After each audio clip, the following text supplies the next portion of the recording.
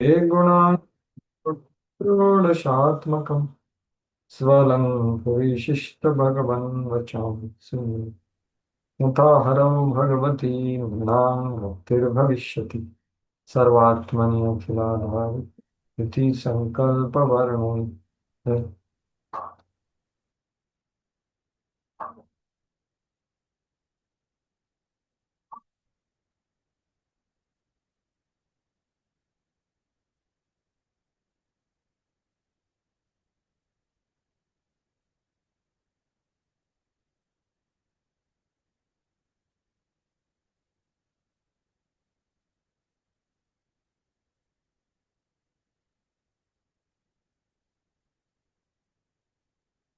हरे कृष्णा। सभी भक्तों का स्वागत है हमारे चर्चा सत्र में। या अमृत हरे सिंह कृष्णा प्रभु जी, हम दंडवत फॉर्म पड़ा हिंदी 10 है। फिर अमृत सिंधु का चर्चा कर रहे हैं मास्टर रखो। और हमने 6 अध्याय पूरे कर लिए हैं। तो वहां से आगे बढ़ेंगे। तो मैंने पिछली बार एक विनती की थी कि आप 6वां अध्याय में जो निम्नलिखित मतलब सिर्फ लिस्ट दिया था 64 अंगों का, तो प्राय आपने उसको पढ़ लिया है तो बहुत अच्छी बात है। जस्ट 1 मिनट है, माफ कीजिए।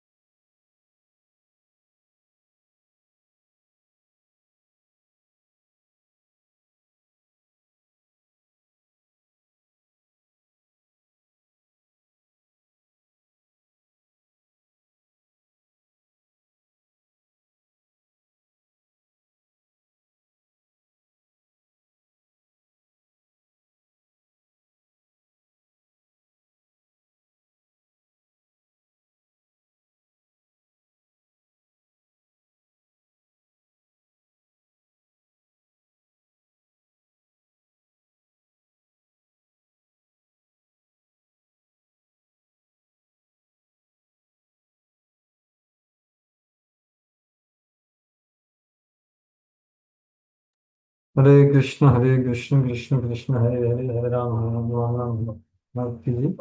तो जो वहां पर सिर्फ लिखे थे 64 अंग क्या है, और वहां से हम आगे बढ़ेंगे। तो आशा करते हैं कि आपने उसको एक बार पढ़ लिया होगा तो अच्छा होगा।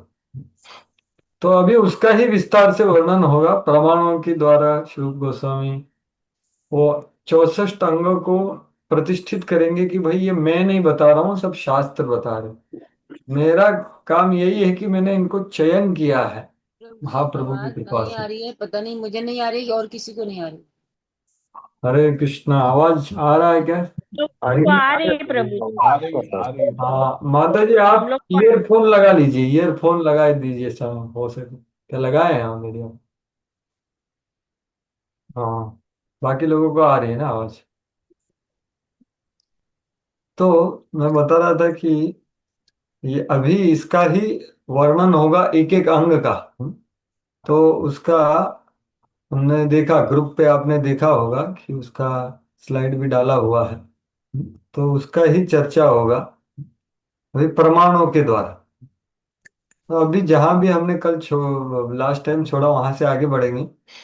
सिर्फ पहले तो कैसे हमने देखा कि पहले 20 अंग किसके तुलना किए हुए हैं। पहले 20 अंग क्या तुलना किया है उसका, और वो क्या है? 10 10। 10 डूज है और 10 जो नहीं करना है वो है प्रभु जी। बिल्कुल। यम और यम, नियम। यम और नियम ऐसा बोल सकते हैं। या उनको क्या बोला गया है? द्वार की तरह है, बराबर की भक्ति के द्वार की तरह, बराबर की द्वारवत्य। कैसा बताया का शब्द है?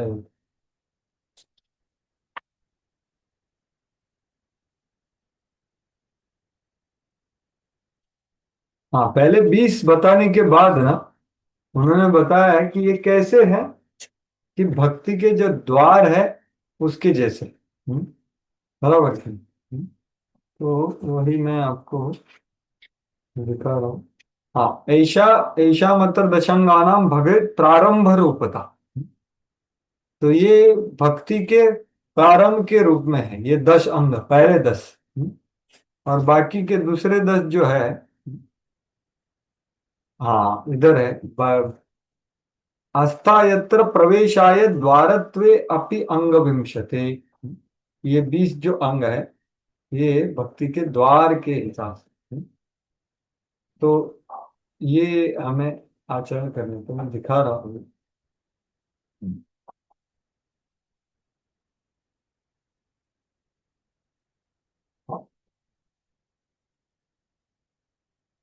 तो यही बता रहा था। देखो ये पहले 10 है, ये भक्ति का प्रारंभ रूप है।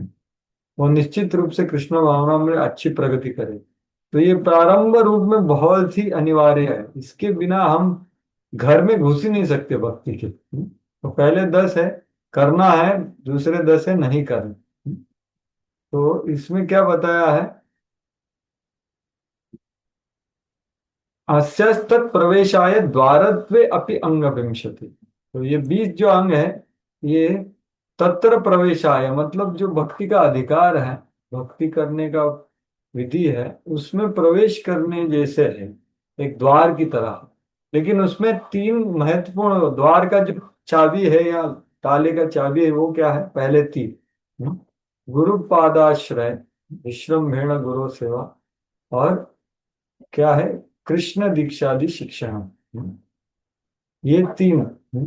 तो ये हमने देखा। फिर 64, फिर 44 अंग है, वो क्या है, देह। देखो पूरे देह के हैं, हाँ मैं वही बता रहा हूँ। ये देख, अभी आगे वाले जो है वो कैसे हैं, काय ऋषिक अंतःकरणानाम उपासना। तो 44 जो अंग है ना, वो 11 है हमारे देह के, उसके बाद कुछ है हमारे इंद्रियों के, और उसके बाद कुछ है अपने अंतःकरण। क्योंकि ऋषिकेन ऋषिकेश सेवनम भक्ति उत्तम। तो ये 44 अंग है। तो इस 44 में ना अंतिम 5 जो है वो बहुत महत्वपूर्ण है। तो उसको सिर्फ देखेंगे हम, उसका नाम देखेंगे। तो देखिए, मैं 38 से लेकर के आगे दिखा रहा हूं अभी आप। ऊर्जाधारो विशेषेण यात्रा जन्मदिनादिषु श्रद्धा विशेषतः प्रीति श्रीमूर्तेरंघ्रि सेवने। तो यहाँ पर ऊर्जाधार मतलब कार्तिक का जो व्रत होता है वो, विशेषण यात्रा मतलब जन्माष्टमी या इत्यादि जो उत्सव है, उसका अच्छे से आयोजन कर अपने वैभव के हिसाब से। तो ये 38वां और 39वां अंग है, ठीक है। तो लास्ट वाले जो 5 है ना, मतलब 40 से लेकर के 45, वो बहुत शक्तिशाली है। तो वो क्या है, वो देखेंगे, पहले उनकी शक्ति देखेंगे। तो क्या लिखा है, अंगानाम पंचकस्य अस्य पूर्वम विलिखितस्य च निखिल श्रेष्ठ बोधाय पुनरपि अत्र कीर्तना। कि देखिए, मैंने ये अंतिम जो 5 बता रहा हूं, वो हालांकि पहले मैं बोल चुका हूं, तो भी मैं वापस उनको इंगित कर रहा हूं, वापस उनको आपको 64 में डाल रहा हूं। क्योंकि उसका निखिल श्रेष्ठ बोधाय अत्यंत महत्वपूर्ण है। 64 में सबसे महत्वपूर्ण कौन से है, ये 5। निखिल श्रेष्ठ मतलब सबसे महत्वपूर्ण। और 44 में सबसे महत्वपूर्ण कौन से है, या 64 में ले लो, सबसे महत्वपूर्ण कौन से है, 5। और उनका श्रेष्ठ का बोधन कराने के लिए मैं वापस उसका अभी कीर्तन कर रहा हूं, उनका गुणगान कर रहा हूं। क्यों, क्योंकि ये 5 अंग से आप भगवान के स्वरूप को प्रत्यक्ष रूप से स्पर्श कर सकते हैं। ये कौन से हैं, साधु संग नाम कीर्तन भागवत श्रवण मथुरावास श्रीमूर्ति रसदया सेवन। तो ये 5 है, साधु संग, नाम कीर्तन, भागवत श्रवण, मथुरावास और श्री मूर्ति श्रद्धया सेवन। लेकिन ये इतने सरल जैसे नहीं है। जैसे साधु संग मतलब भक्तों का संग, इतना ही नहीं, कौन से भक्तों का संग, उनका लक्षण क्या है, ये जानना जरूरी। इसके शब्द देखिए, भागवत श्रवण मतलब सिर्फ भागवत श्रवण नहीं, उसका विशेषता बताया है कि ये भागवत श्रवण सामान्य भागवत श्रवण नहीं। तो वो क्या है, वो सटीकता से देखिए, क्योंकि इसमें बहुत शक्ति है। चैतन्य चरितामृत में और इधर भी ऐसा इंगित किया है महाप्रभु ने कि जो आदमी इसको स्पर्श करता है ना, अल्प संग लेकिन अपराध रहित, तो वो भाव का अनुभव कर सकता है। सोचिए, साधन भक्ति का परिभाषा क्या है, कि जो साधन किया जाता है इंद्रियों द्वारा भाव भक्ति प्राप्त करने की। तो ये भाव भक्ति का झलक तुरंत मिल जाएगा आपको, अगर हम ये पांच अंगों को सटीकता से अपराध रहित होकर करेंगे। तो इतनी शक्ति है इनमें। तो ये कौन से पांच हैं, तो इसका अलग एक पूरा अध्याय है, ठीक है ना, वो देखेंगे। लेकिन अब भी इनका नाम आप पकड़ के रखिए कि नाम कैसे दिए हैं पांच अंग। तो यहाँ पर देखिए, तो सबसे पहले वो बताते हैं ये लाइन। तो ऊर्जादारो ये हो गया, 38 और 39 पहले लाइन में हो गए। तो आप सब लोग देख रहे हैं ना सामने। तो ये अभी 40वां है, वो क्या है, श्री मूर्ति श्रद्धया सेवा। लेकिन उसका देखो वर्णन क्या है, श्रद्धा विशेषतः प्रीति ही श्री मूर्तेर अंग्रि सेवन। एक विशेष प्रेम से भगवान की विग्रह का चरण का सेवा करें, विशेष श्रद्धा है। ये सामान्य नहीं है कि सब लोग विग्रह सेवा करते हैं, ऐसा नहीं है, विशेष भाव है उसका। तो जैसे मैंने पिछली बार आपको बताया कि हर एक जो अंग है उसका है फॉर्म है, उसका एक सब्सटेंस है। उसको क्या बोलेंगे इंग्लिश में, सॉरी हिंदी में, बाहरी जो दिखता है वो है फॉर्म, उसका रूप। और अंदर हमारा जो भाव है उसको बोलते हैं सब्सटेंस, या क्या बोलेंगे हिंदी में फॉर्म और सब्सटेंस को, कोई बता सकता है?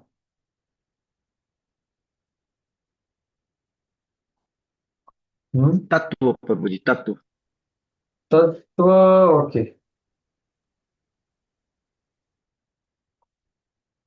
सार, सार मतलब कौन सा भी, जैसे कि भक्त का बाहरी रूप क्या होता है, धोती कुर्ता कंठी तिलक साड़ी इत्यादि। हम्म, ये बाहरी रूप है। लेकिन भक्त कब बोलेंगे, जब उसके हृदय में भगवान को सेवा करने का उत्सुकता है। तो ये सार है भक्त। रूप क्या है, बाहरी रूप एक है और सार एक है। तो हर एक अंग का एक रूप है और एक सार है। तो ये सार जानने का प्रयास कीजिए, क्योंकि भगवान वही ग्रहण करते हैं और रूप को भी करना है। तो ये पांच का सार बहुत महत्वपूर्ण है। तो ये पहला है, देखो सिर्फ डीटी वर्शिप विग्रह पूजा ऐसा नहीं बोला गया, विशेष श्रद्धा प्रीति से अर्च्य विग्रह के लिए जो भी कुछ किया जाए वह सावधानी से तथा भक्ति पूर्वक किया जाए। तो ये देखिए, मतलब हमारे घर में विग्रह है या मंदिर के हैं, सावधानी पूर्वक और भक्ति पूर्वक प्रेम से। तो ये है पहला, ये पांच महत्वपूर्ण में से पहला। दूसरा क्या है, भागवत श्रवण। लेकिन यहां पर देखो क्या लिखा है, भागवत श्रवण लिखा है, नहीं, भक्तों के बीच में भागवत बांचने का आनंद। ये क्या है आपके पुस्तक में, क्या है, इधर तो कुछ तो गड़बड़ है। ये क्या लिखा है आपके पुस्तक में, क्या है? मुझे वही है भक्तों प्रभु के जी, बीच भागवत नहीं नहीं अलग है थोड़ा प्रभु जी। भक्तों के विग्रह बीच की में ही भागवत जानने का आनंद उठाया जाए, बाहरी लोग के बीच में नहीं। हाँ, क्या भागवत क्या? भक्तों के बाँचने बीच में ही भागवत बांचने का आनंद उठाया जाए। बांचने का मतलब क्या? बोलना पढ़ने का प्रभु जी, प्रभु बोलना। जी, रीडिंग, बोलना पढ़ना। बांचना मतलब बोलना क्या? ठीक है। रीडिंग जी, प्रभु जी, पढ़ना रीडिंग। पढ़ना, वहाँ तो रीडिंग हाँ रीडिंग। पढ़ना चाहिए था ना, पढ़ना चाहिए था, बाँचना नहीं चाहिए। हाँ, ठीक है, मैंने तो पहली बार ये शब्द सुना। लेकिन ठीक है, ऊपर आप संस्कृत समझिए, वो क्या बोल रहे हैं, श्रीमद् भागवत अर्थानाम आस्वादो रसिकै सह। मतलब श्रीमद् भागवत के अर्थ का आस्वादन करना। श्रीमद् भागवत नहीं, श्रीमद् भागवत के अर्थ का मतलब क्या? बाहरी रूप से पढ़ना एक होता है और भागवत का अर्थ समझना एक होता है। और वो अर्थ का समझना एक होता है, आस्वादन करना दूसरा चीज होता है। तो ये आस्वादन का बात हो रहा है और सिर्फ भागवत के अर्थ का आस्वादन ये किसके साथ कर सकते हैं? सामान्य आदमी तो जरूरी नहीं कि उसने भागवत का अर्थ समझा है या आस्वादन किया। इसलिए क्या बोला है? रसिक ही सब। तो जो लोग रसिक है, जो भागवत के अर्थ का आस्वादन कर रहे हैं, उनके संग में, उनके सहित, तो ये विशेषता है भागवत के अर्थ का आस्वादन करना रसिक जनों के साथ। ये यहां पर बोला गया है। तो बहुत महत्वपूर्ण है ये है भागवत श्रवण। तो सिर्फ भागवत श्रवण नहीं है, इसका एक विशेष बताया है कि भाई भागवत अर्थों का आस्वादन कीजिए। वो भी कैसे? लोगों ने जिसने ऑलरेडी किया हुआ है, रसिक उनको बोलते। और दूसरा ये हो गया दूसरा। तीसरा क्या है? साधु संग। लेकिन साधु संघ का कितना बड़ा लाइन लिख दिया देखो। प्रभुपाद ने क्या बोला है? अधिक बढ़े चढ़े भक्तों की संगति। इसका और विस्तार से देखो क्या लिखा है। सजातीय आशये स्निग्धे साधु संग स्वतो वरे। तो स्वतो वरे मतलब अधिक बढ़े चढ़े भक्तों की, संगा मतलब संग। हम्म, ऐसे साधुओं की जो हमारे से और प्रगत है। लेकिन वो कैसे होने चाहिए? स्निग्ध होनी चाहिए। मतलब क्या? वो हमारे तरफ कुछ स्नेह रखते और हम उनको कुछ स्नेह रखते। मतलब कुछ संबंध, थोड़ा घनिष्ठता है, थोड़ा स्नेह है संबंध। वो पहली बात हो। और दूसरी सजातीय आशय मतलब हमारे और उनकी जो रुचियां हैं, जो आकांक्षाएं हैं, हमारा ध्येय है, उसमें समानता होनी चाहिए। सजातीय आशय। तो ये यहां पर बोला गया। तो ये हो गए और दो। तो अभी तक कितने हो गए? तीन हो गए। साधु संग, भागवत श्रवण और मथुरावास। अभी नाम संकीर्तन, सॉरी मथुरावास नहीं होगा। साधु संग, भागवत श्रवण और विग्रह सेवा। अभी बाकी के दो सिर्फ नाम दिए। नाम संकीर्तनम श्री मथुरा मंडले स्थिति। भगवान के पवित्र नाम का कीर्तन करें, मथुरा की सीमा मंडल में वास करें। तो ये जो है, ये प्रभुपाद जी ने ना बहुत सुंदरता से एक जगह पे लिखा। टीचिंग्स ऑफ लॉर्ड चैतन्य। अगर आपके साथ पास किसी के पास पुस्तक है तो वो कृपया लाइए। मैं इंग्लिश में दिखाता हूँ, वो अगर आप पढ़ेंगे तो बहुत अच्छा हो। तो मैं अभी दिखा रहा हूँ इसके बारे में प्रभुपाद जी क्या लिखे। भक्ति रसामृत सिंधु में प्रभुपाद जी नहीं लिखे हैं इसके बारे में विस्तार से, लेकिन टीचिंग्स ऑफ लॉर्ड चैतन्य में लिखे हैं ये पांचों चीजें कैसे करना। तो किसके पास है टीएलसी तो वो ला सकते हैं। हाँ, तो मैं दिखा रहा हूँ आपको।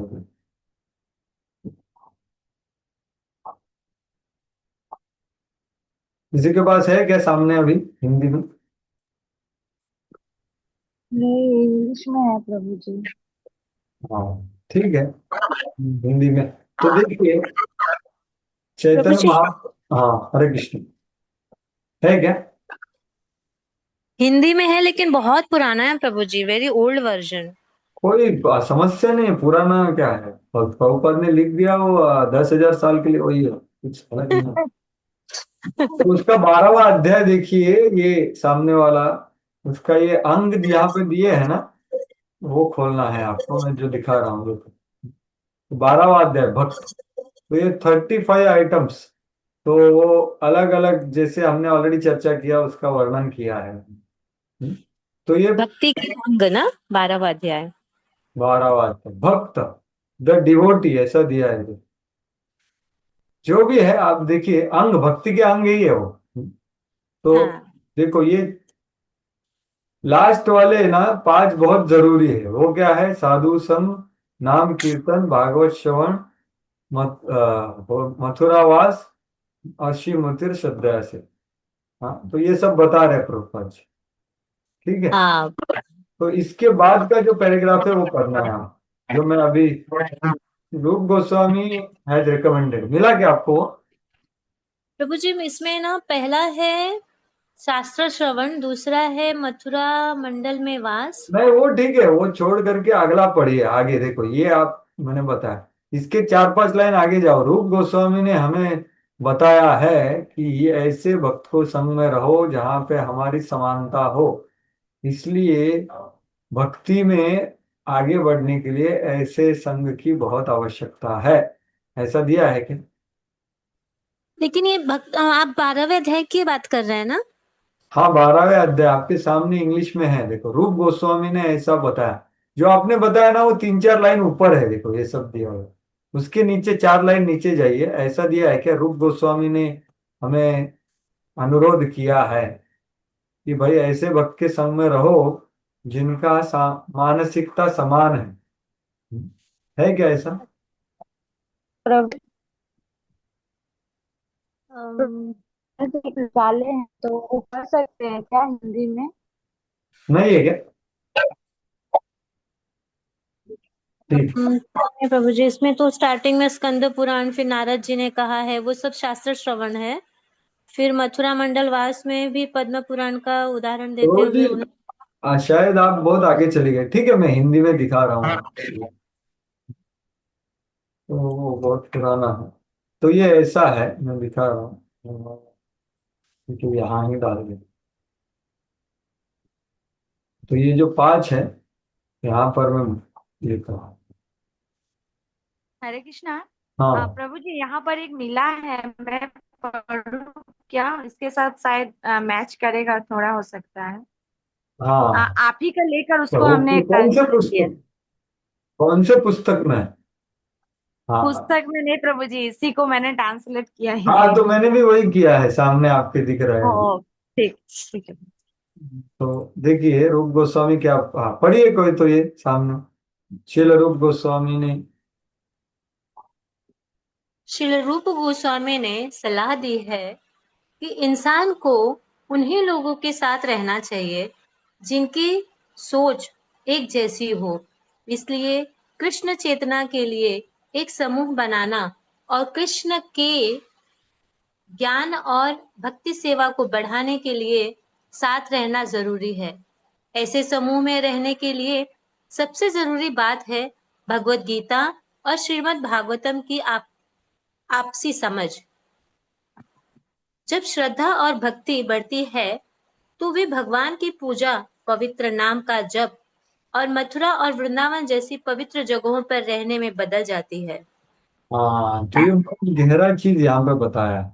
सबसे पहला है ना, हमें ऐसा स्नेहिल और ऐसा संग बनाना, और उसका ध्येय क्या है? कृष्ण का ज्ञान और भक्ति सेवा बढ़ानी, यही उसका ध्येय है।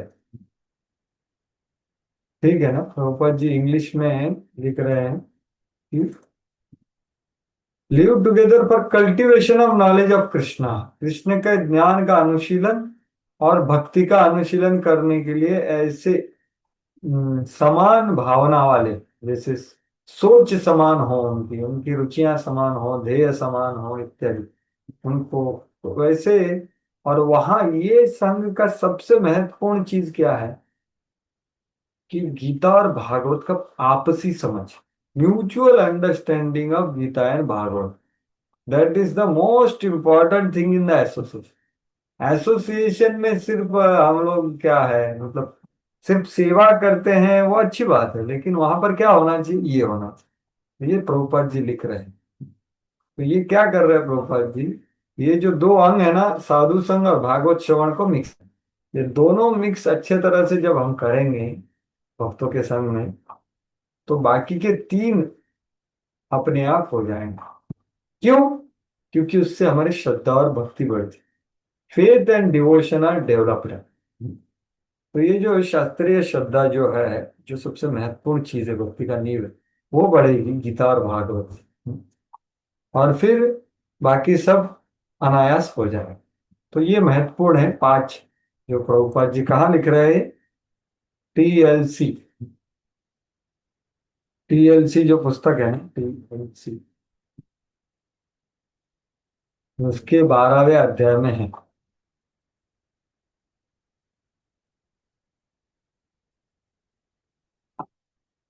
तो वही यहाँ पर उद्धृत किया है। तो अभी आगे बढ़ते हैं। तो इसलिए ये 5 को ध्यान दीजिए, आगे जाके हम इसका विस्तार से चर्चा करेंगे, क्योंकि इसका एक पूरा अध्याय है, 13वां अध्याय है शायद, लेकिन अभी उसको इंगित किया है। ठीक है, तो अभी आगे बढ़ते हैं।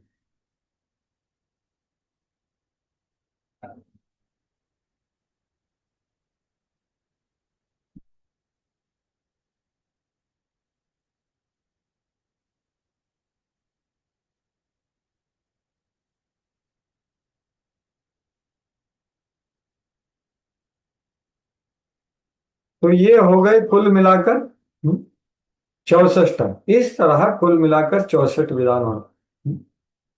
प्रथम 10 मूल विधान है, फिर 10 गौण नियम है। तो ये इनके बाद अन्य 44 कार्य है। इस तरह वैदिक भक्ति संपन्न करने के लिए कुल मिलाकर 64 भाग।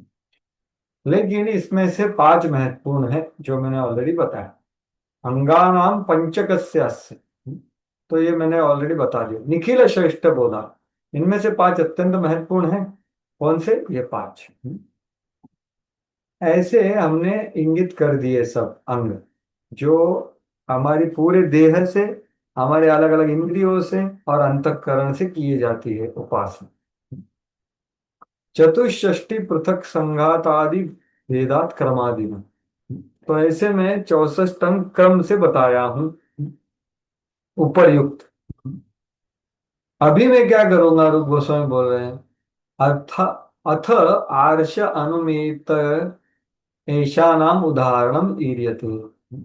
अब श्री रूप गोस्वामी विभिन्न शास्त्रों से प्रमाण देकर इनमें से अनेक बातों की प्रामाणिकता की पुष्टि करें। तो ये है, प्रामाणिकता की पुष्टि कर रहे हैं हम कि कैसे मैं जो अंग लिखा हूं वो सभी शास्त्र बोलते हैं। ये मैं मेरा दिमाग करके नहीं लिखा। महाप्रभु ने क्या आदेश दिया था? नाना शास्त्र विचारण निपुण सद्धर्म संस्थापक। याले हजारों शास्त्र पढ़ करके उन्होंने निचोड़ करके भक्ति को प्रस्तावित किया। तो ऐसा समझा जाता है कि भक्ति रसामृत सिंधु के लिए उन्होंने शायद 15 से 20 साल लगे उनको लिखने के लिए। तो इतना उन्होंने शास्त्रों से आधारित लिखा। तो अभी 64 अंगों का विस्तार से वर्णन होगा प्रमाणों के साथ।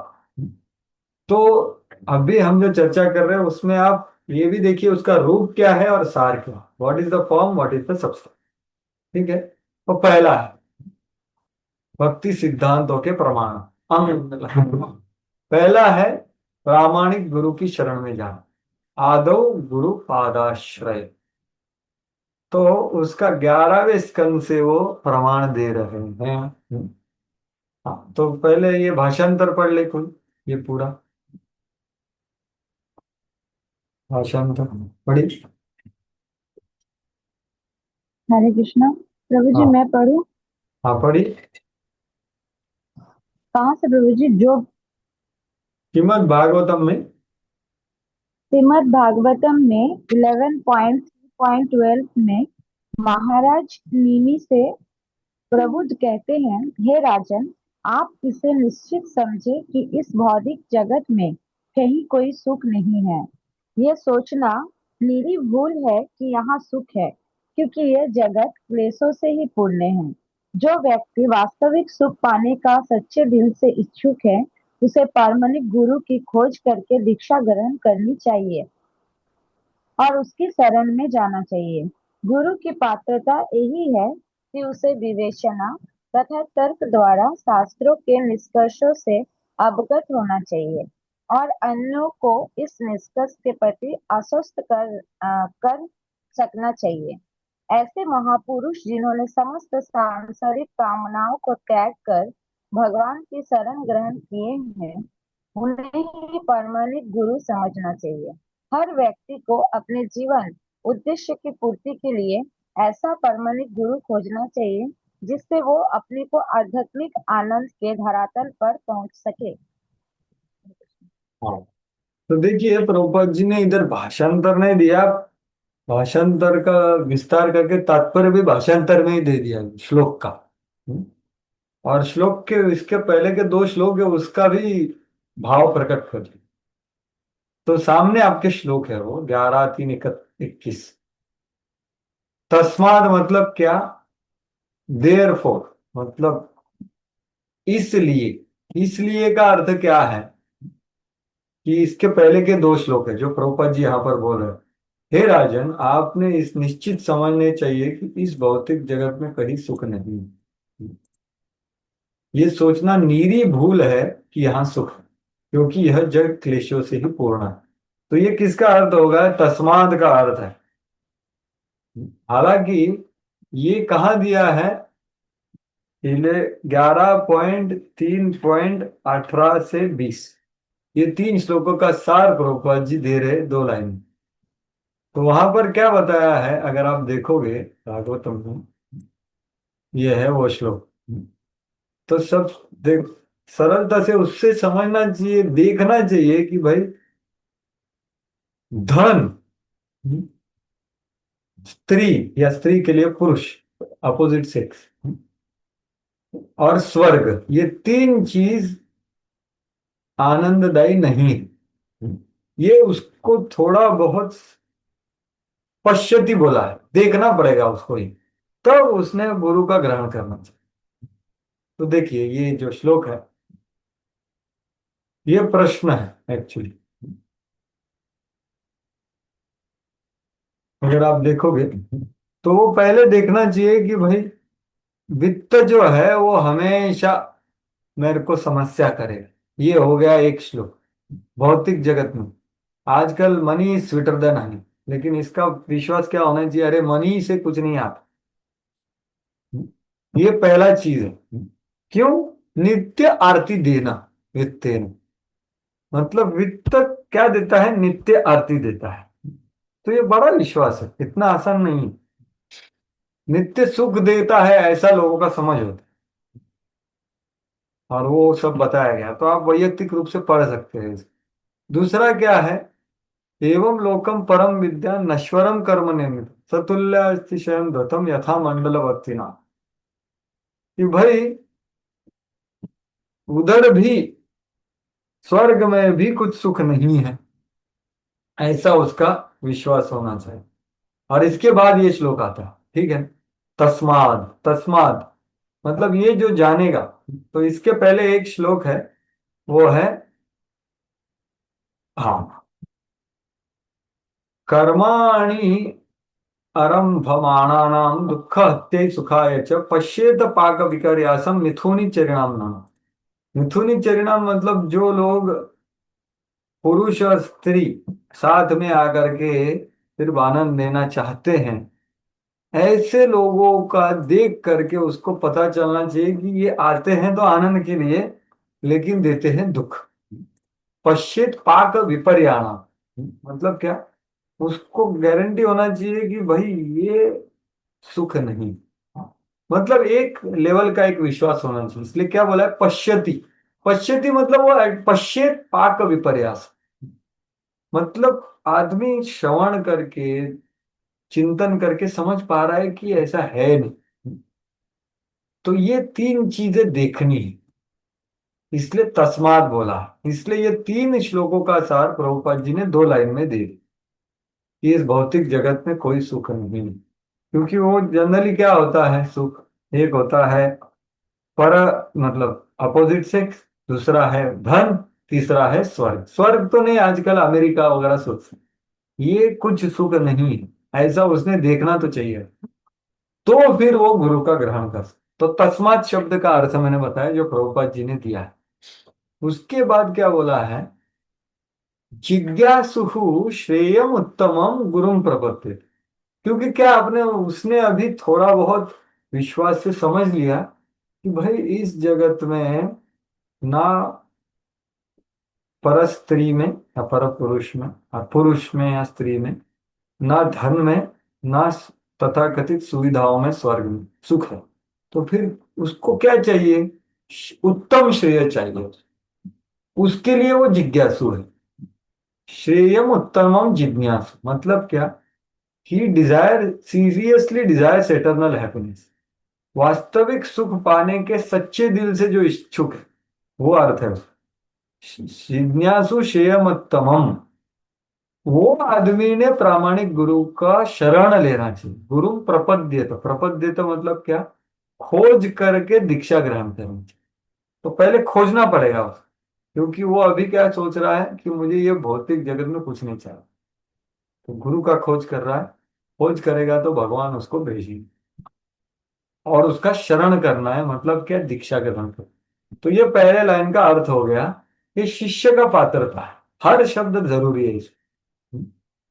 जितना हम इससे दूर है उतना हम गुरु का शरण नहीं जाएंगे, इसलिए इसके पास जाना।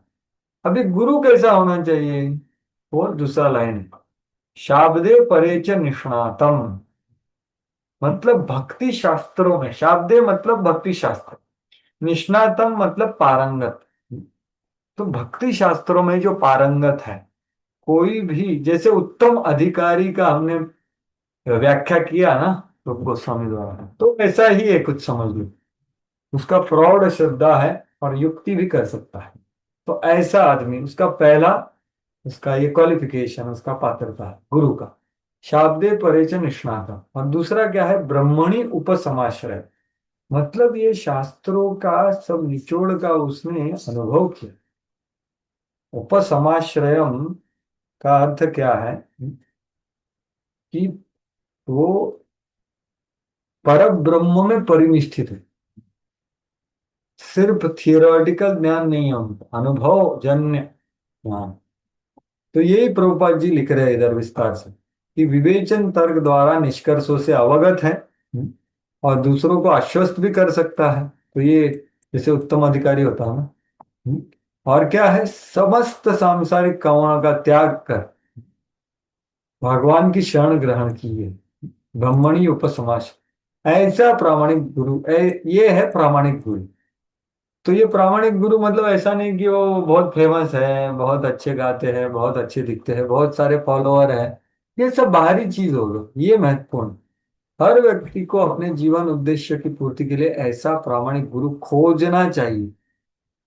मतलब क्या? बाकी को बताने के मतलब क्या है? ये गुरु हमने किसी और ने बताया इसलिए ग्रहण नहीं करना चाहिए। हमारे हृदय में प्रामाणिक इच्छा जागृत होनी चाहिए। तो ये विधि है। देखिए, आप बोलेंगे कि अरे मेरे को पहले नहीं बताया। मेरे को, मैंने जब पढ़ा मेरे को भी ऐसा लगा कि अरे मेरे को ये किसी ने नहीं बताया। लेकिन ये विधि बहुत जरूरी है। इसके अब भी दीक्षा लेने के बाद भी हमने इसके ऊपर विचार करना चाहिए, क्योंकि ये रूप गोस्वामी बता रहे हैं। ये बहुत जरूरी है। तो ये है। फिर क्या है? ऐसा गुरु नहीं बनाना चाहिए जो उपदेशामृत का पहला श्लोक का पालन नहीं कर रहा है। 6 माध्यमों पर विजय प्राप्त किया है। पांचो वेगम मनस क्रोध वेगम जिह्वा वेगम उदर उपस्थ वेगम एतान वेगान यो विषयेत धीरः सर्वामिपाम च पृथ्वी च शिष्य। तो वही प्रभुपाद जी यहाँ पर उद्धृत कर रहे हैं उपदेशामृत। ऐसे व्यक्ति को ही गुरु बनाना चाहिए, क्योंकि ये बहुत महत्वपूर्ण है। उल्टा नहीं, जिससे शास्त्रों के शास्त्रों के आदेशानुसार वो ज्ञान भी नहीं देता, चरित्र संदेहास्पद है और भक्ति सिद्धांत का पालन नहीं करता, तो ऐसे का ग्रहण नहीं करना चाहिए। वो एक नंबर का मूर्ख हो जो ग्रहण करेगा ऐसा। तो ऐसा प्रभुपाद, क्योंकि क्या, ये आध्यात्मिक जीवन में प्रगति के लिए ये परीक्षा की घड़ी है। बहुत महत्वपूर्ण चीज है आदव गुरु। प्रामाणिक गुरु की शरण प्राप्त करने वाला भाग्यशाली व्यक्ति बिना किसी संदेह के आध्यात्मिक मोक्ष के मार्ग में पथिक बन जाता। तो ऐसा पात्रता होना चाहिए। और अगर हमने ऑलरेडी दीक्षा ले ली है तो हमें इसके पास जाना चाहिए, ऐसा भाव प्रकट करना चाहिए। ये पहला हो। दूसरा क्या है? श्री कृष्ण दीक्षादि शिक्षणम मतलब गुरु से दीक्षा लेना और उपदेश प्राप्त करना। तो देखिए, पहला है आश्रय और फिर है दीक्षा। मतलब क्या? ये संबंध बनाने के लिए थोड़ा समय जाता है। दीक्षा का, तब ये बात है, निहित है इधर, बताई नहीं गई। हालांकि प्रभुपाद जी ने उधर ही दीक्षा लिख दिया, लेकिन इसका समझ क्या है, पहले ऐसे गुरु की खोज करे, उसका सेवा करे, और फिर जब हम शास्त्र श्रवण करेंगे उनसे, फिर हम बोलेंगे कि हमें अभी शरणागत होना है, दीक्षा प्राप्त है। तो ये बात। तो हाँ, अभी पढ़िए, ये प्रबुद्ध मुनि ने आगे कहा। मैं पढ़ती हूँ गुरु जी। हम्म। प्रबुद्ध मुनि ने राजा से आगे इस प्रकार कहा, हे राजन, शिष्य को गुरु रूप में ही नहीं अपितु भगवान और परमात्मा के प्रतिनिधि के रूप में स्वीकार करना होता है। दूसरे शब्दों में, शिष्य को चाहिए कि गुरु को ईश्वर रूप में माने, क्योंकि गुरु कृष्ण का बाह्य स्वरूप होता है। इसकी पुष्टि हर शास्त्र में हुई है। और शिष्य को चाहिए कि गुरु को इसी रूप में स्वीकार करे। मनुष्य को चाहिए कि वह गुरु से अत्यंत गंभीरता एवं आदर पूर्वक श्रीमद् भागवत सीखे। श्रीमद् भागवत का श्रवण एवं प्रवचन ऐसी धार्मिक विधि है जो मनुष्य को भगवान की सेवा तथा प्रेम के पद तक ऊपर ले जाती है। शिष्य की मनोवृत्ति प्रामाणिक गुरु को प्रसन्न कर रखने की होनी चाहिए, तभी वह आसानी से आध्यात्मिक ज्ञान प्राप्त कर सकेगा। इसकी पुष्टि वेदों में हुई है। और श्री रूप गोस्वामी आगे बतलाएंगे कि किस प्रकार उस व्यक्ति को सब कुछ सरलता से प्रकट हो जाता है जिसे ईश्वर तथा गुरु में अविचल श्रद्धा होती है। धन्यवाद। तो ये प्रभुपाद जी बता रहे, ये श्लोक को उद्धृत है। तो ये श्लोक कहाँ है? 11वें स्कंद में, वहां पर ही, उसका ही अगला श्लोक है, पिछले श्लोक का अगला श्लोक। और ये कौन, प्रबुद्ध मुनि क्या प्रश्न का उत्तर दे रहे हैं कि कैसे एक मूर्ख आदमी भगवत प्राप्ति कर सकता है, इसका उत्तर दे रहे हैं। तो ये बात, तत्र, तत्र मतलब गुरु पादाश्रय लेने के बाद, भागवतान धर्मात शिक्षित, कि वो वही गुरु से जो शाब्दे परे च निष्णात है, ब्राह्मणे उपसमाश्रय है, उससे क्या सीखना है? श्रीमद् भागवतम को सीखना है। कितना स्पष्टता से बताया, देखो, और कुछ नहीं, श्रीमद् भागवतम को सीखना।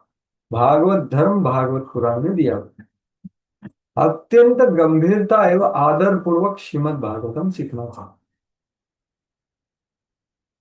तत्र भागवतान धर्मात शिक्षित। लेकिन ये शिक्षा होने के वक्त गुरु की तरफ कैसा भाव होना चाहिए? गुरु आत्मदैवतः, तो आत्मा और दैवत गुरु को मानना चाहिए। मतलब क्या कि हम खुद को जितना प्रेम करते हैं उतना उनको प्रेम करना। आत्मवान मन्यते जगत बोलता, आत्मवत सर्वभूतेषु। तो आत्मवत सर्वभूतेषु ये बहुत ऊंचा स्तर है भक्ति, कि आप हर व्यक्ति से ऐसे आदान प्रदान करते हो जैसे आप चाहते हो आपसे वो करे। लेकिन आत्मवत सर्वभूतेषु पहुंचने से पहले क्या है? आत्मवत गुरु। गुरु को हमें जितना हम अपने आप को चाहते हैं उतना चाहना चाहिए, मतलब अपना जीवन उनको देना चाहिए। और दूसरा क्या है? दैवत। दैवत मतलब पूजनीय, भगवान जैसे, साक्षात हरित्वेन समस्त शास्त्र उक्तस्तथा भाव्यत एव सद्भिः। ये बताया गया कि साक्षात हरि के रूप में देखना चाहिए। क्यों? क्योंकि वो हरि के, किंतु प्रभोर्या प्रिय एवं तस्, क्योंकि वो हरि को बहुत प्रिय है, इसलिए उनको भगवान जैसा देखना चाहिए। मतलब क्या कि उतना उनको आदर देना चाहिए, उतना महद बुद्धि हमारे हृदय में होना चाहिए उनकी तरफ। ये विशेष महद बुद्धि है। महद बुद्धि मतलब जो हमारा हृदय में स्नेह है या आदर है या सम्मान है, वो और ज्यादा ज्यादा ज्यादा बढ़ना चाहिए, वही भक्ति में प्रगति है। तो गुरु को गुरु रूप में नहीं देखना, लेकिन भगवान और परमात्मा के प्रतिनिधि के रूप में देखना, कि वो जो बोल रहे हैं ना, वो कृष्ण मेरे को बोलना चाहते हैं, वो मुख से बोल रहे हैं। तो कितना हम गहराई से लेंगे उस, तो ईश्वर रूप माने, क्योंकि वो क्या बोलते हैं, हम लोग बोलते हैं ना, कृष्ण कृपा मूर्ति है वो हमारे लिए। तो ये भाव है। तो ये पहला लाइन हो गया। दूसरा लाइन क्या है, अमायया अनुवृत्त्या यही। तो ये कैसे सीखना है, सेवा करके। भागवत सीखेंगे सेवा करके। कैसी सेवा, अमायया अनुवृत्त्या, अनुवृत्त्या मतलब सेवा। तो प्रभुपाद जी यहाँ पर वही बोल रहे हैं कि गुरु को प्रसन्न रखने की होनी चाहिए उसकी मनोवृत्ति। प्रामाणिक गुरु को हमेशा वो प्रसन्न रखना, मतलब पहले प्रसन्न करता है फिर रखता। तो फिर गुरु मुख कर्म वाक्य करने का प्रयास कर रहा है हमेशा। तो प्रसन्न रखने की जब प्रयास करेगा मतलब सेवा में लगेगा। और कैसे टाइप की सेवा कर रहा है, अनुवृत्तियां मतलब ये प्रसन्न करने का प्रयास करना। प्रसन्न कब होंगे, जो बोला है वो हम हृदय पूर्वक करेंगे तो प्रसन्न होते हैं ना। इतना क्या ज्यादा चांद तोड़ के लाओ ऐसा नहीं बोलते गुरु महाराज। गुरु महाराज बोलेंगे कुछ आदेश देंगे आपको उतना करना। लेकिन कैसे करना है, अमाया, अमाया मतलब विदाउट रिजर्वेशन। विदाउट रिजर्वेशन का अर्थ है कि उसमें स्वार्थ कुछ नहीं। तो ये अमाया अनुवृत्तिया, जब हम स्वार पूरा का पूरा स्वार्थ विरहित गुरु के आदेश का पालन करते हैं, उससे ये करते हुए हमने भागवत का श्रवण करना है, सीखना है। ये करते हुए करेंगे तो क्या होगा, तभी वह आसानी से आध्यात्मिक ज्ञान समझ सकेगा। एक्चुअली इंग्लिश में अंडरस्टैंड लिखा है, इन्होंने प्राप्त कर देगा ऐसा भाषांतर किया, तो भाषांतर में थोड़ा सा त्रुटि है। वो आसानी से ये भागवत का रस समझ पाएगा, भागवत का तत्व, भागवत का सिद्धांत समझ सकेगा। कब, जब वो सेवा कर रहा है तब। तो ये है, ये यहाँ पर प्रभुपाद जी बोल रहे हैं, अमाया अनुवृत्तया। तो ये इसकी पुष्टि वेदों में हुई है। तो ये कि किस प्रकार उस व्यक्ति को सब कुछ सरलता से प्रकट हो जाता है, किसको, जिसे ईश्वर तथा गुरु में अविचल श्रद्धा है। तो ये दूसरा श्लोक है। यस्य देवे पराभक्ति यथा देवे तथा गुरौ तस्यैते कथिता अर्था प्रकाशन्ते महात्मा। तो यही श्लोक को उद्धृत किया है प्रभुपाद जी ने भाषांतर करते हुए। तो ये प्रभुपाद जी ने और एक पुष्टि दे दी जो आगे देंगे। तो ये हो गया दूसरा अंग। तीसरा अंग क्या है, श्रद्धा तथा विश्वास पूर्वक गुरु की सेवा, विश्रम्भेण गुरोः सेवा। उधर ही दिया है 27वें श्लोक। तो भाषांतर पढ़ी। प्रभु जी मैं पढ़ूं? हाँ पढ़ी।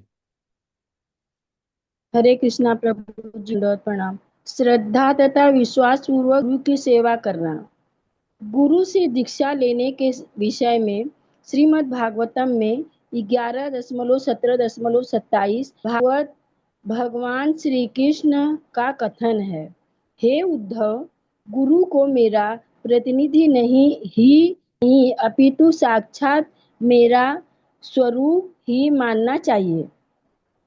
जो कभी भी सामान्य पुरुष नहीं मानना चाहिए, पुरुष नहीं मानना चाहिए, न ही सामान्य पुरुष की भांति उससे द्वेष रखना चाहिए।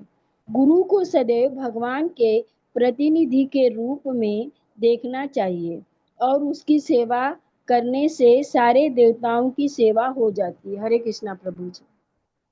देखिए कितना महत्वपूर्ण है ये तीसरा, विश्रम जी। भेड़। देखो गुरु सेवा एक बात होती, गुरु का सेवा करना। विश्रम भेड़ का अर्थ क्या है, बहुत ज्यादा विश्वास पूर्वक, एक घनिष्ठता से, हृदय घनिष्ठता। तो उसका अर्थ बता रहे कि भाई हम जो महत बुद्धि का बात कर रहा हूँ ये यही है कि हम आचार्य माम विजानी, हे हर शिष्य को, अपने गुरु को भगवान भगवान के रूप में मानना। आचार्य माम विजानी, विजानी मतलब विशेष रूप से जानो कि गुरु ये मैं ही हूं, ऐसे भगवान बोल। ये भगवान खुद बोल रहे हैं, 17वां अध्याय है ये उद्धव गीता है, ठीक है। उद्धव गीता कृष्ण उद्धव को बोल रहे हैं, तो कृष्ण के शब्द है ये। माम मतलब कृष्ण बोल, मेरा स्वरूप मानो, साक्षात मेरा स्वरूप। और कभी भी उनका न अवमाननीय, कभी भी उनको सामान्य मनुष्य मान करके उनका अवमान नहीं करना चाहिए, द्वेष नहीं करना चाहिए, कभी भी, सपने में भी नहीं। कर ही चित मतलब क्या, कभी भी, कभी भी सामान्य मनुष्य नहीं मानना चाहिए। मतलब क्या, न मरते बुद्धि, मरते बुद्धि नहीं देखना है। मरते बुद्धि मतलब ये इसका भी भौतिक देह है, इसको भी डिसीज हो रहा है, इनको भी, तो मरते बुद्धि का वो है, नारकी बुद्धि बोला जाता है। गुरुषु नरमति को नारकी बुद्धि बोला। और असूयेत मतलब द्वेष नहीं करना चाहिए। क्यों? क्योंकि ये गुरु सभी देवताओं का रूप है, सर्वदेवमयो की। हम उनकी सेवा करेंगे तो कृष्ण की और सभी देवताओं की सेवा। इसलिए जीवन का लक्ष्य, जीवन इसलिए ही जीना चाहिए, गुरु मुख पद्म वाक्य चित्तित करिए, बस वो सबसे बड़ा हाईवे है भक्ति में आगे बढ़ना। यही चीज को बताया गया है। तो इसके आगे ये तीसरा अंग हो गया। तो ये तीन अंग सबसे महत्वपूर्ण बताए गए थे 64 में, शुरुआत में, बराबर। क्योंकि वो द्वार है ना, द्वार, द्वार में सबसे महत्वपूर्ण चीज क्या होता है, जो खोलता है द्वार, चाबी और कड़ी। तो ये तीन चीजें वो, तो फिर द्वार आपको खोल सके। तो अभी चौथा और पांचवा, साधु वर्तमान वर्तमनी यथा कांगे, कि साधु पुरुष को पद्म चिन्हों का अनुसरण। तो पढ़िए।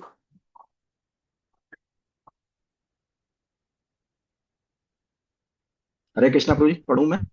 आप पढ़िए, बोलिए। स्कंद स्कंद पुराण में सलाह दी गई है कि भक्त को चाहिए कि वह पूर्व आचार्यों तथा साधु पुरुषों का अनुगमन करे, क्योंकि इस तरह से उसे वांछित फल की प्राप्ति हो सकती है और शोक करने या अपनी उन्नति के लिए घबराने की गुंजाइश नहीं रह जाती। हाँ। तो देखो, साधु वर्तमान वर्तनम मतलब क्या, कि देखो ये गुरु साधु और शास्त्र ये हमारा जीवन का कंपास होना चाहिए कि नहीं, जीपीएस होना चाहिए। तो गुरु का महत्व बताया, अभी साधुओं के बारे में बोला कि साधु वर्तमा का अनुवर्तन करना चाहिए। तो साधु वर्तमा क्या होता है, साधु वर्तमा जो होता है, जो शास्त्र में दिया गया है वो वर्तमा होता है साधु वर्तमा। और जो लोगों ने वो रास्ते पे चले हुए हैं वो पूर्ववर्ती आचार्य और साधु, उनका अनुगमन करना। तो ये दोनों हो गए, शास्त्रों में दिए गए विधि और वो विधि पालन करके जिन्होंने सिद्धि प्राप्त किया है वो साधु। ये दोनों का वर्तमान का अनुगमन अनुवर्तन करना, ये है। ये क्यों करना है, समृग्य श्रेयसाम हेतु। मृग्य मतलब वो इस पथ पर चलना चाहिए, इसके लिए श्रेयस प्राप्त करने के हेतु से। ऐसे पथ के ऊपर मृग्य, पंथा मृग्य, ये वो पथ के ऊपर चले। संताप वर्जिता मतलब क्या, वहां पर कुछ शोक करने या उन्नति करने के लिए घबराने का जरूरत नहीं।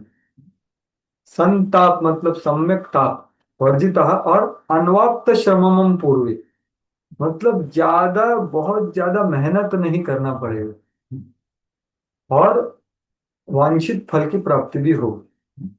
क्यों? क्योंकि पूर्व ये ना संत प्रतस्थिर है, क्योंकि ये पथ पे जो लोग ऑलरेडी चले हुए हैं वो हमें बताएंगे ना सटीकता से कि भाई यहाँ पे ये करो, ये तो वो, नहीं तो रिसर्च करना पड़ेगा। तो अनवाप्त श्रम मतलब ज्यादा श्रम के बिना, और तो शोक करने या अपनी उत्क्रांति के लिए घबराने की गुंजाइश नहीं, वांछित फल की प्राप्ति हो। तो ये बात है। तो इसको विस्तार से प्रभुपाद बता रहे हैं। तो वो क्या बता रहे हैं कि ये जो साधु अर्थ है ये शास्त्रों के हिसाब से होना चाहिए, ना कि कोई साधु बोलता है हाँ मैं बता रहा हूँ, मैं वर्त में मेरा बताता हूँ कैसा वृंदावन यहाँ, लेकिन वो दिया किधर, नहीं वो मेरे को साक्षात्कार हुआ, ये गड़बड़ है। वो गड़बड़ क्या है अगले श्लोकों में बताते हैं। तो पढ़िए ब्रह्म यमल का क्या बोला, पढ़िए।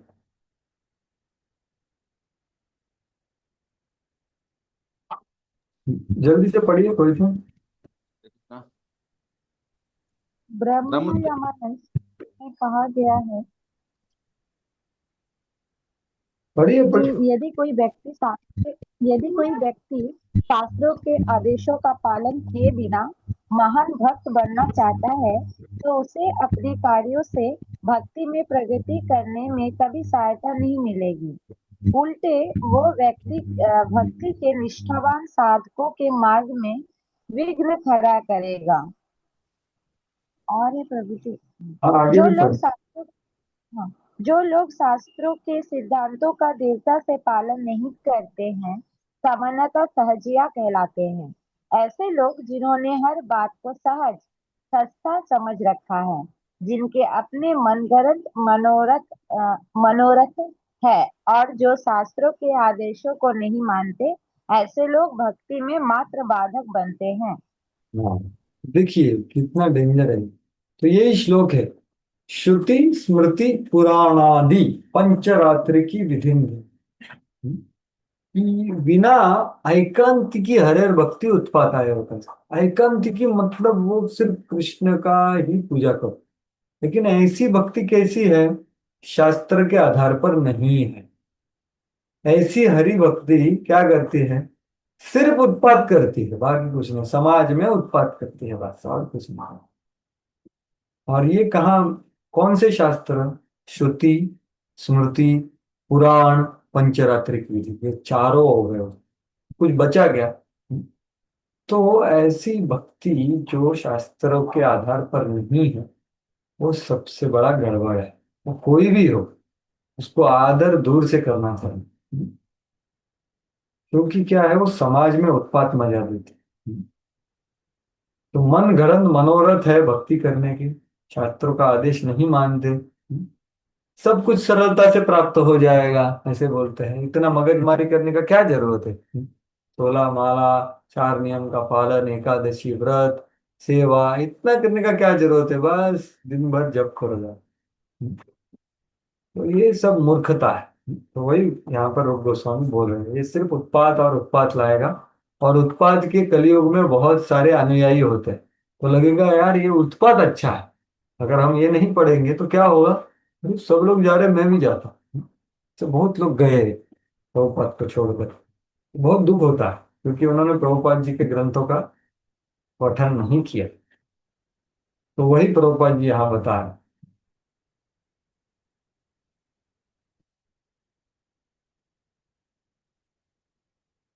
और आगे और बता रहे हैं कि अरे जो भक्ति में नहीं है और जो शास्त्रों के विधियों का ये करते हैं निग्लेक्ट, तो उन्होंने उदाहरण दिया है बुद्ध। ये बुद्धिस्ट जो है वो शास्त्र, बुद्ध ना मानिला का शास्त्र ना मानिला बुद्ध होइला नास्तिक। तो आप देखिए यहाँ पर भगवान बुद्ध के उदाहरण है कि कैसे उसने पाँच मचा।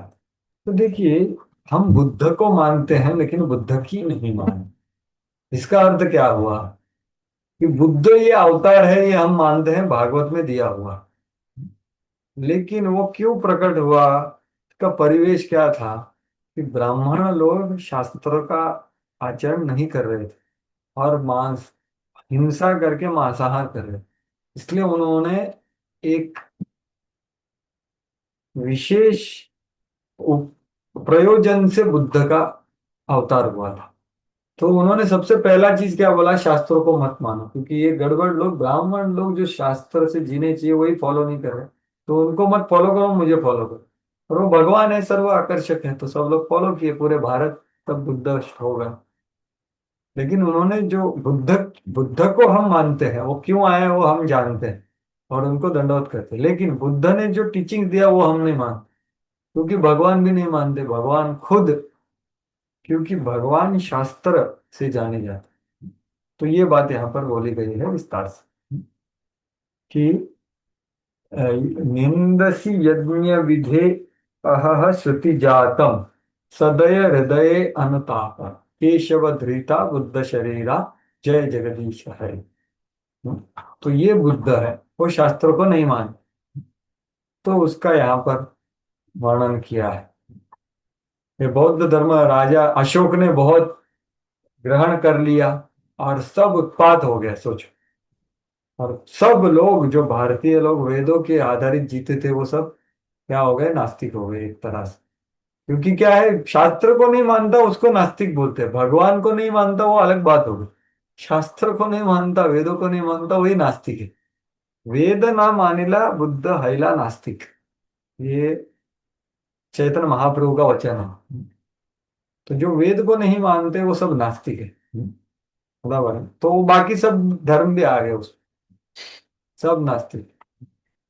तो ऐसा ही ये अशोक ने ग्रहण किया। फिर क्या करना पड़ा, भगवान का योजना देखी कि फिर शंकराचार्य को भगवान ने बुलाया, जो शिव जी के अवतार है, उन्होंने फिर सभी लोगों को बुद्ध फिलोसॉफी अलग लैंग्वेज में बता करके सबको वेदों में लाया और बौद्ध धर्म को बाहर काढ़ा।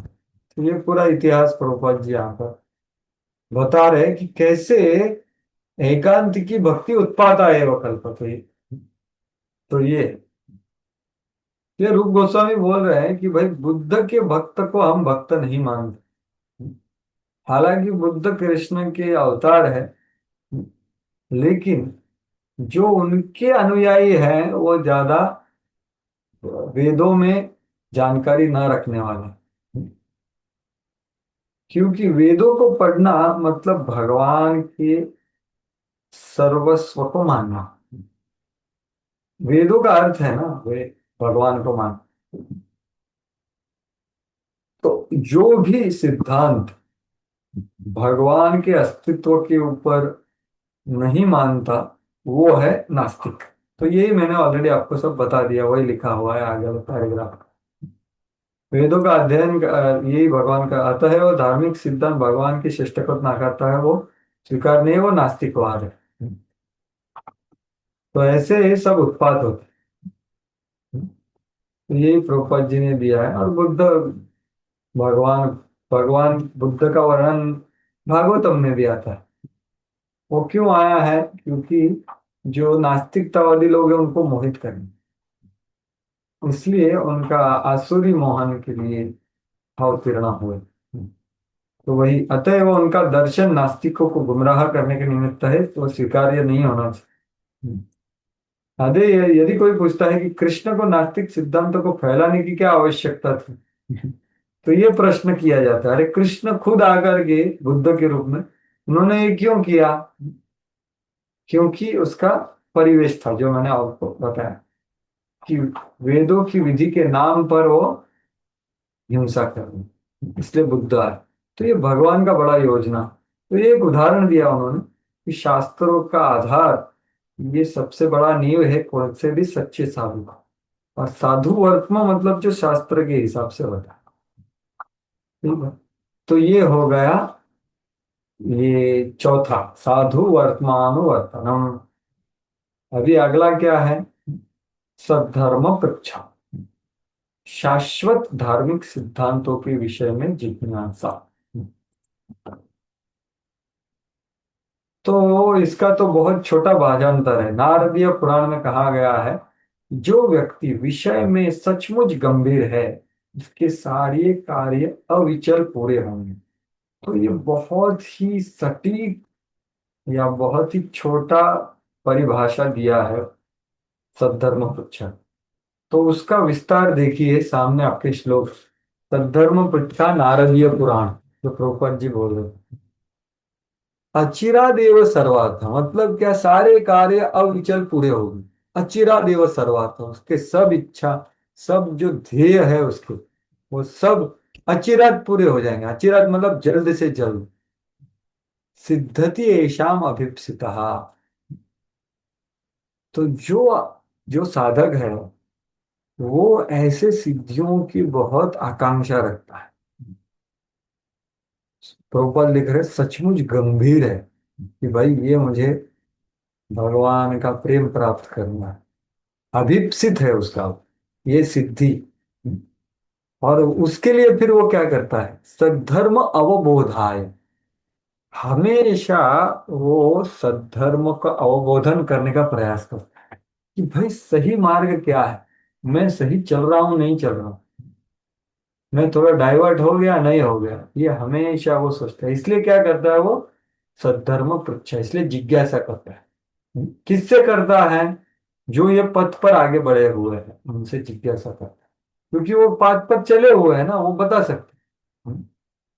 वो जब करेगा तब भी वो सिद्धि अचिरादेव सर्वात् सद्धर्मस्य अवबोधाय। और इनको कैसा बोला? ये शाम निर्बंधिनी मति। तो कितना सुंदर है, इनका मति निर्बंधिनी होता है। मतलब वो भौतिक चीजों में ज्यादा घुसता ही नहीं, क्योंकि उनका उत्सुकता किधर है?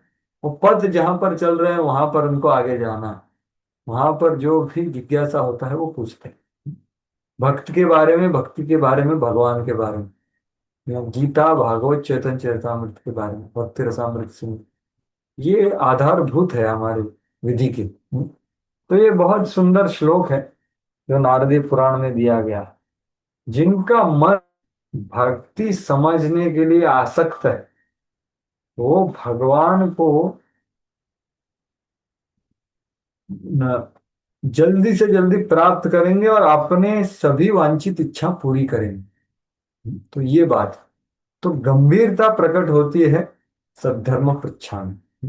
लेकिन योग्य व्यक्ति, जो ये पथ पर आगे बढ़ रहा है ना, वो योग्य व्यक्ति को पूछता है। उसको ये विवेक बुद्धि आता है कि किसको क्या पूछना चाहिए, किस, क्योंकि वो गुरु साधु शास्त्र का अनुशीलन करे।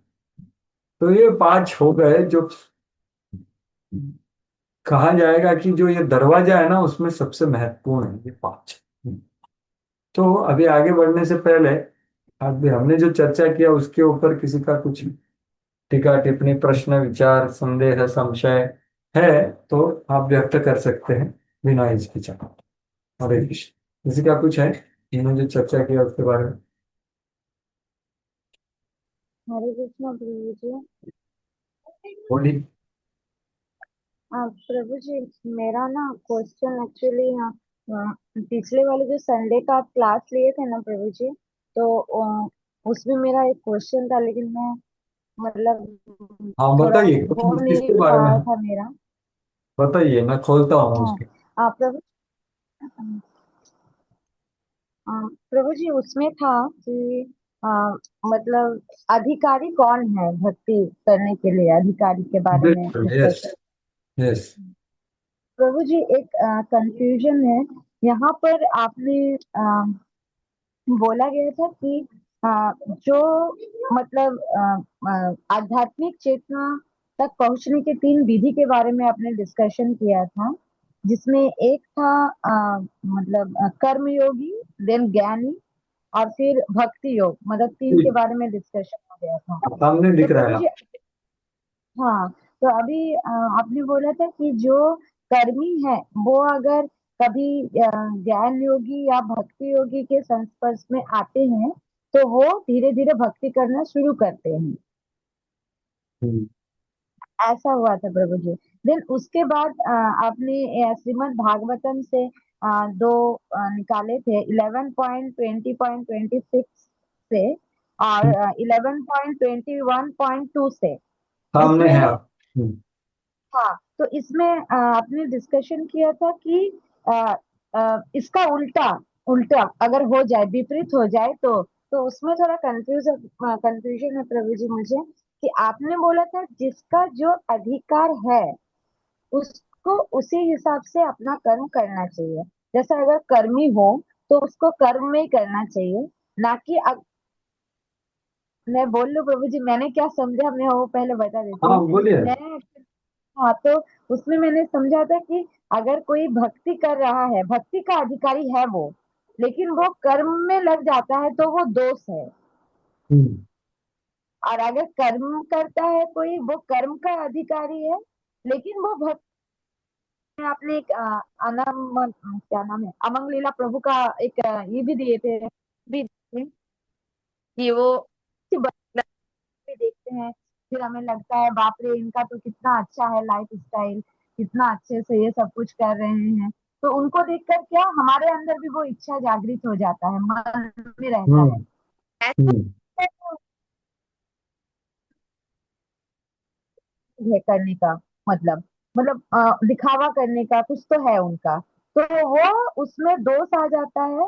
और आपने बोला था धीरे धीरे वो भक्ति से निकल जाते हैं, मतलब वो भक्ति को कंटिन्यू नहीं कर पाते हैं। बिल्कुल बिल्कुल सही है। तो प्रभु जी क्वेश्चन अभी यही है कि अगर कोई कर्मी है लेकिन वो जैसे कि भक्ति वो, प्रभु जी पहले तो कोई भक्ति में नहीं आ जाते हैं ना, पहले तो सब कर्मी रहते हैं। अगर हम देखें तो बराबर है। हम लोग जैसे कर्मी थे, लेकिन फिर हम जब भक्तों के एसोसिएशन में आते हैं, भक्ति करने लगते हैं धीरे धीरे, हाँ तो ठीक है। तो प्रभु जी वो दोष कैसे हो सकता है? हाँ वही तो हम वही मैं देखो। बताता हूँ आपको स्पष्टता से कि देखो, भक्ति के क्रियाओं में लगना ये भक्ति का अधिकार नहीं है। वो क्यों क्रियाओं में लग रहा है वो जरूर समझ रहे हैं आप। इसका ही उदाहरण मैंने दिया कि कोई अमोघ लीला प्रभु गौरांग को, राधेश्याम को, या कोई महाराज, उनको देख करके अरे यार मैं भी ये करूंगा, तो वो करने लगता है। लेकिन उसका इच्छा क्या है? उनके जैसा आदर पाना, उनके जैसा फेम पाना, उनके जैसा सब कुछ पाना। तो उसका ध्येय क्या है? ये फल का आस्वाद, फल का आनंद लेना।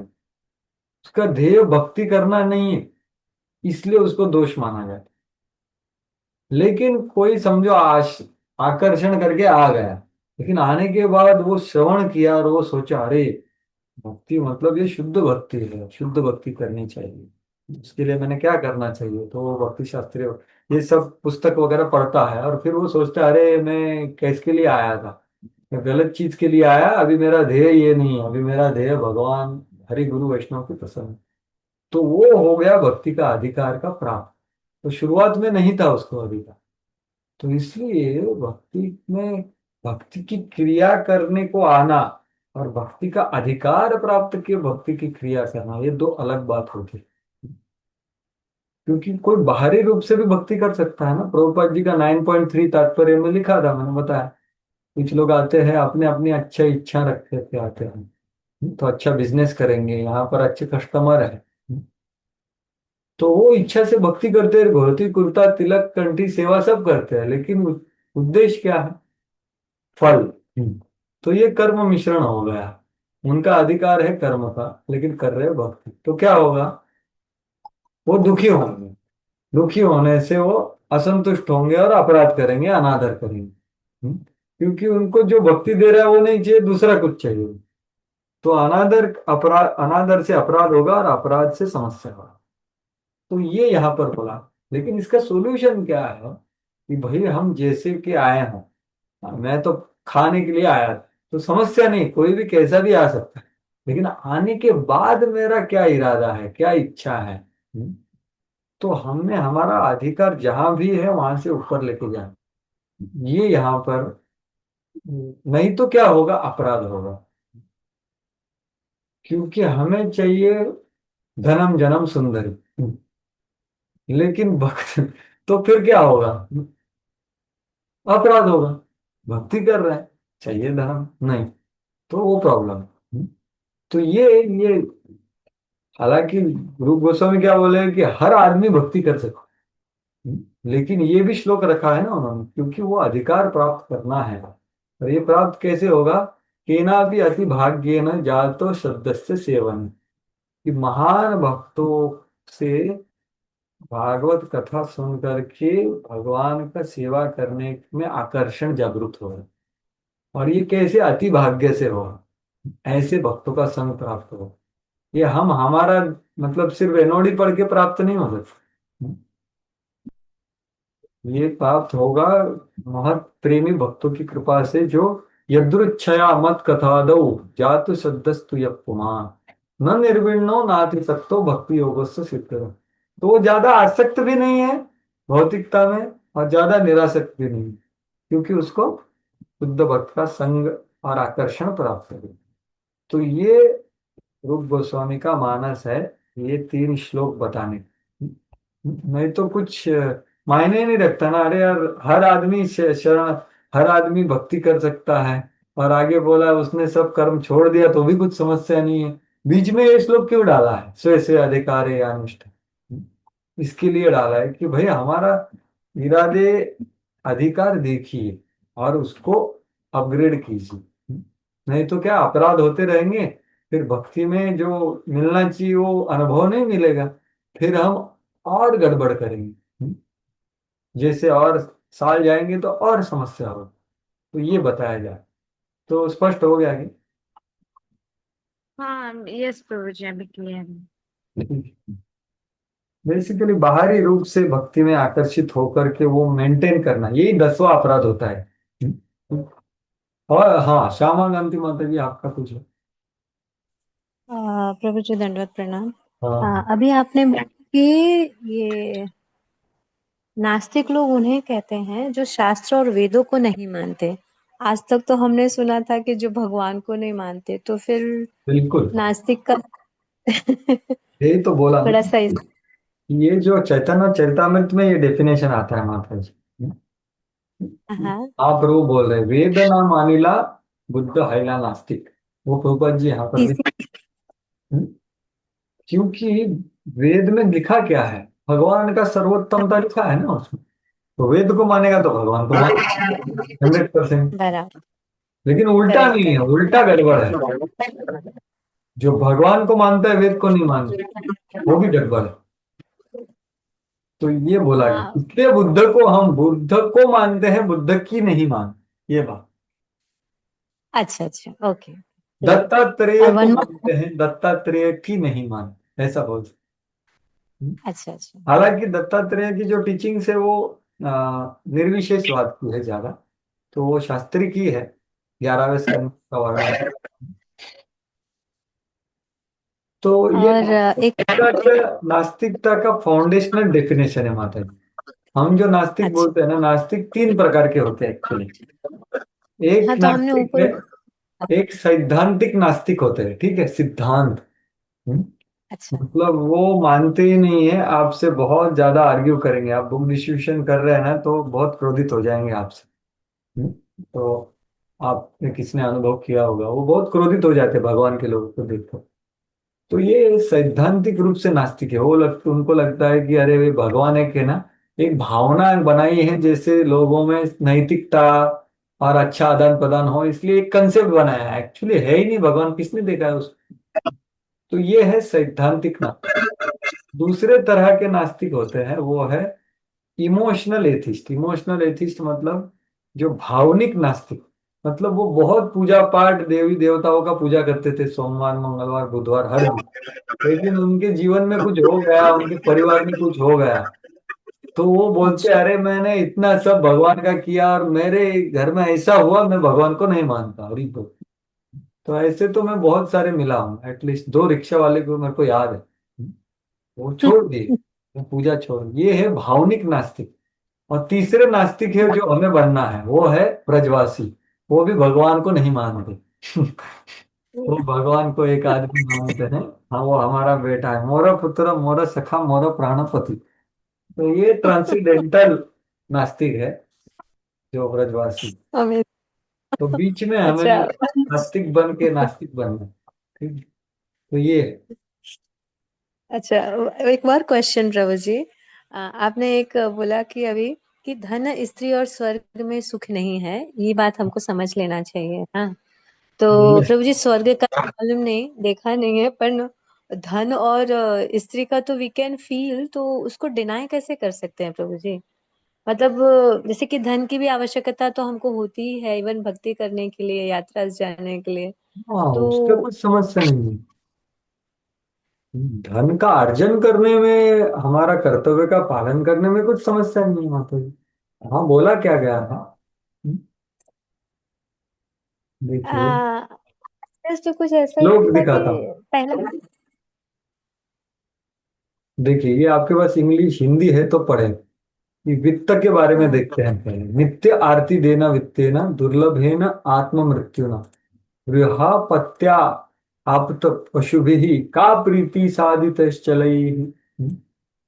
तो इसका हाँ, भाषांतर आप है क्या, कि वो कैसा देखता है कि अरे ये जो धन है ना, ये हमेशा मेरे को दुख देने वाला है। बहुत मुश्किल है अर्जन करने के लिए।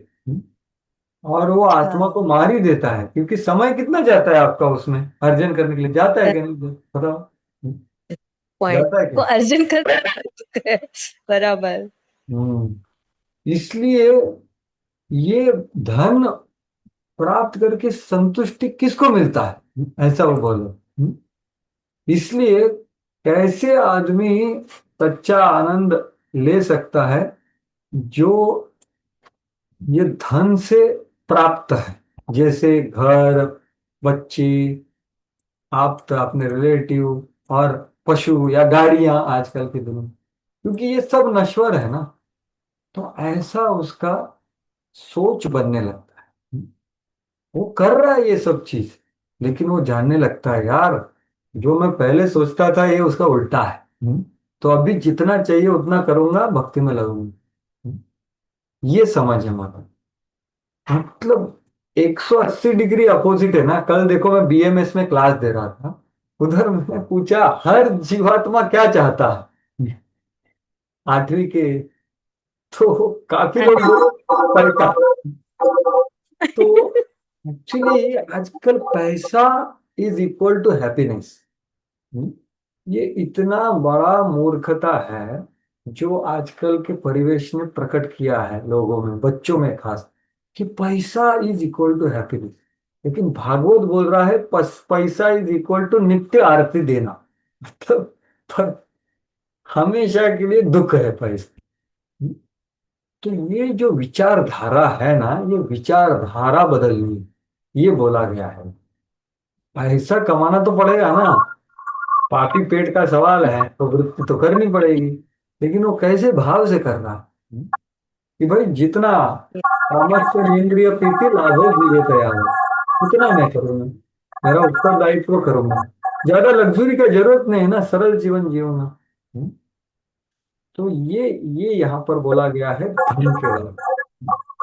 और धन द्वारा प्राप्त, अगर धन ही इतना समस्या है कि धन से जो जनित चीजें हैं, जैसे घर और ये सब चीज, हाँ यहाँ पर क्या बोला है, का प्रीत, गृह, अपत्य, आप्त, पशु, ये सब चीज धन से जनित है, धन से ही लोग लेते हैं, तो वो कैसे संतुष्ट कर सकता है। तो ये जो समझता है वो गुरु ग्रहण करने के लिए योग्य है, ऐसे प्रबुद्ध बोला। ठीक है। थैंक यू प्रभु। हाँ, तो ये हो गया धन के बारे में। बाकी दो का स्पष्ट है कि स्वर्ग तो आपने देखा नहीं, आपने बोला हमने भी नहीं देखा। स्वर्ग का अर्थ क्या है, कि जहां पर बहुत ज्यादा तथाकथित सुख आनंद होता है। सुविधा तो आजकल है। परम पूज्य राधा गोविंद महाराज बोलते हैं, आजकल के लोगों को स्वर्ग का सुख भी पता नहीं, इसलिए उनका इच्छा नहीं। आजकल के लोगों का क्या इच्छा होता है, ज्यादा से ज्यादा अमेरिका में जाने का और उधर आनंद नहीं। वो बोले वो स्वर्ग है आजकल के लोगों के लिए, परम पूज्य राधा गोविंद महाराज बोलते हैं। क्योंकि स्वर्ग में क्या उपलब्ध है वो पता नहीं है हमें। वो पता होगा तो फिर इधर का कोई इच्छा नहीं करे। नंदन कानन गार्डन, अप्सरा, या वहां का जो देह मिलता है उसमें कितना आनंद है, ये अगर कोई वर्णन करेगा ना, तो लोग ये तथाकथित पाश्चात्य देशों का इच्छा ही छोड़ देंगे। तो वो स्वर्ग का इच्छा जो पहले करते थे लोग, क्योंकि वो जानते थे स्वर्ग के बारे में। तो वो हो गया स्वर्ग। और तीसरा क्या है, स्त्री तीन था चीजों, धन। हाँ, स्त्री स्त्री। स्त्री या स्त्री के लिए पुरुष, जो भी, मतलब हाँ। उस से। तो उसका भी ये जानना है, वो पहला श्लोक है एक्चुअली। ये पहला श्लोक वो बोल रहे थे, कर्माणि आरंभाणानाम दुख हत्यानि सुखाय च पश्येत पाक विपर्यासम मिथुनी चरणाम नृणाम। कि प्रबुद्ध बता रहे हैं कि इस जगत में हम, एक पुरुष होता है एक स्त्री होता है, और वो एक दूसरे में यौन संबंध में जुड़ते हैं, और हमेशा अच्छे से प्लान बनाते हैं कि भाई ज्यादा से ज्यादा सुखी रहा जाए और दुख ना मिले। लेकिन क्या होता है, एग्जैक्टली उसका उल्टा होता है। ये हर एक ने देखना है, बट वन शुड सी।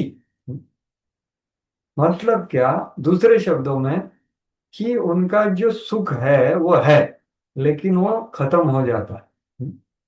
और जैसे वो वृद्ध होने लगते हैं वैसे समस्या बढ़ती रहती है। ये सब चीज को देखना चाहिए, ऐसा बोला जाए। पश्चेत पाक विपर्यास, तो ये तीन चीज जब हम देख सकेंगे, इसका साक्षात्कार नहीं हुआ है हम, लेकिन हमारा जो विचारधारा है ना, जो पहले था वो बदल रहा है शास्त्र, गुरु और साधुओं से श्रवण करके, कि भाई ये सब गड़बड़ है। मराठी में बोलते हैं ना, दिसतं तसं नसतं म्हणून जग फसतं। जैसा दिखता है वैसा नहीं होता है, इसलिए तो ये सब जगत मोहित है। वो शास्त्र चक्षु से देखता है, अरे यार गड़बड़ है, ये सब ये नहीं चाहिए मुझे अभी। और प्राय सभी लोग अनुभव कर रहे हैं इसका। आप में से कुछ लोग को मैं जो बोल रहा हूँ वो सत्य भी मान सकते हैं ना, शास्त्र बोल रहा है, मैं थोड़ी बोल रहा हूँ।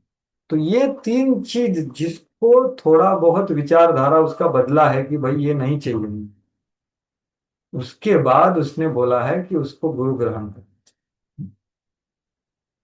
तो ये इसलिए अभी मैं बहुत ही प्रामाणिकता से बोल रहा हूँ कि ये जो आईडीसी कोर्स है ना, उसमें ये होना चाहिए।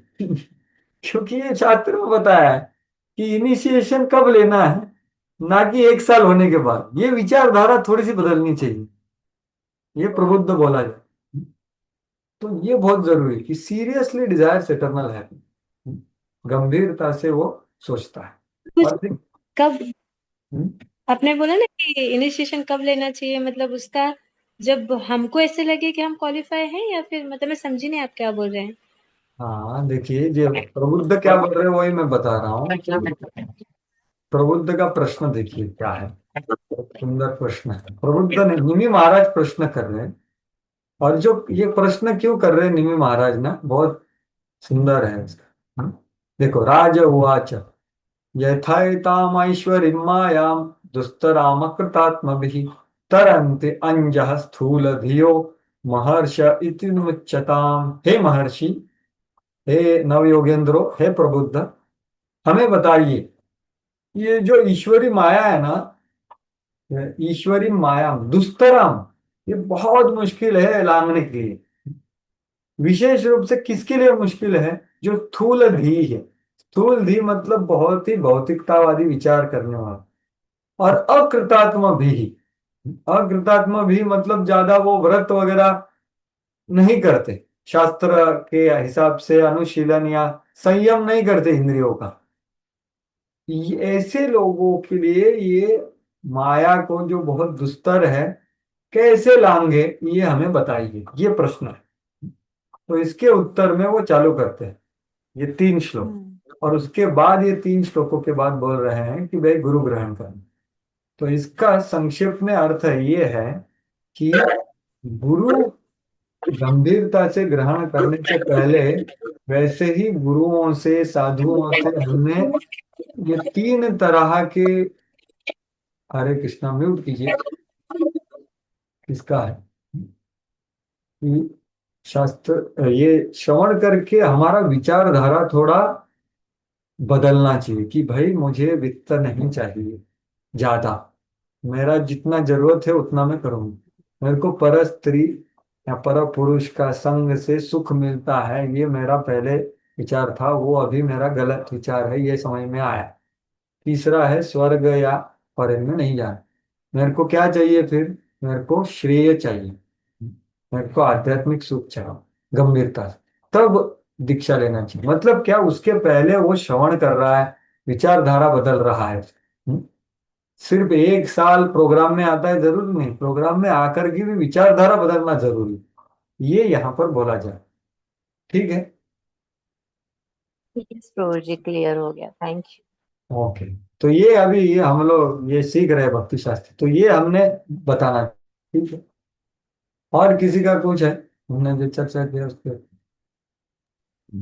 हरे कृष्णा। प्रभु जी अपने आप हाँ बोलिए, सोनाली पाटिल माता जी बोलिए।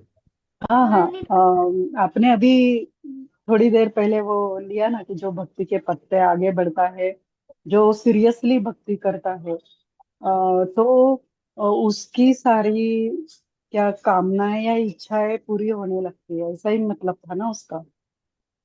हाँ, वो कौन सी कामना है? वो आध्यात्मिक सिद्धि की कामना। हाँ हाँ हाँ, वही। देखो, अचिरादेव सर्वार्थ सिद्धति येषाम अभीप्सितः सद्धर्मस्य अवबोधाय येषाम निर्बंधिनी मत। इस सद्धर्म पृच्छा के संदर्भ में ये श्लोक उद्धृत किया है। तो ये इच्छाएं, उनकी जो भक्ति में आगे बढ़ने की इच्छा है, वो इच्छाएं हैं। तो आप क्या जानना चाहती थी एग्जैक्टली? हाँ, वही वही भक्ति में आगे बढ़ने की इच्छा है, बिल्कुल। यही। हाँ हाँ।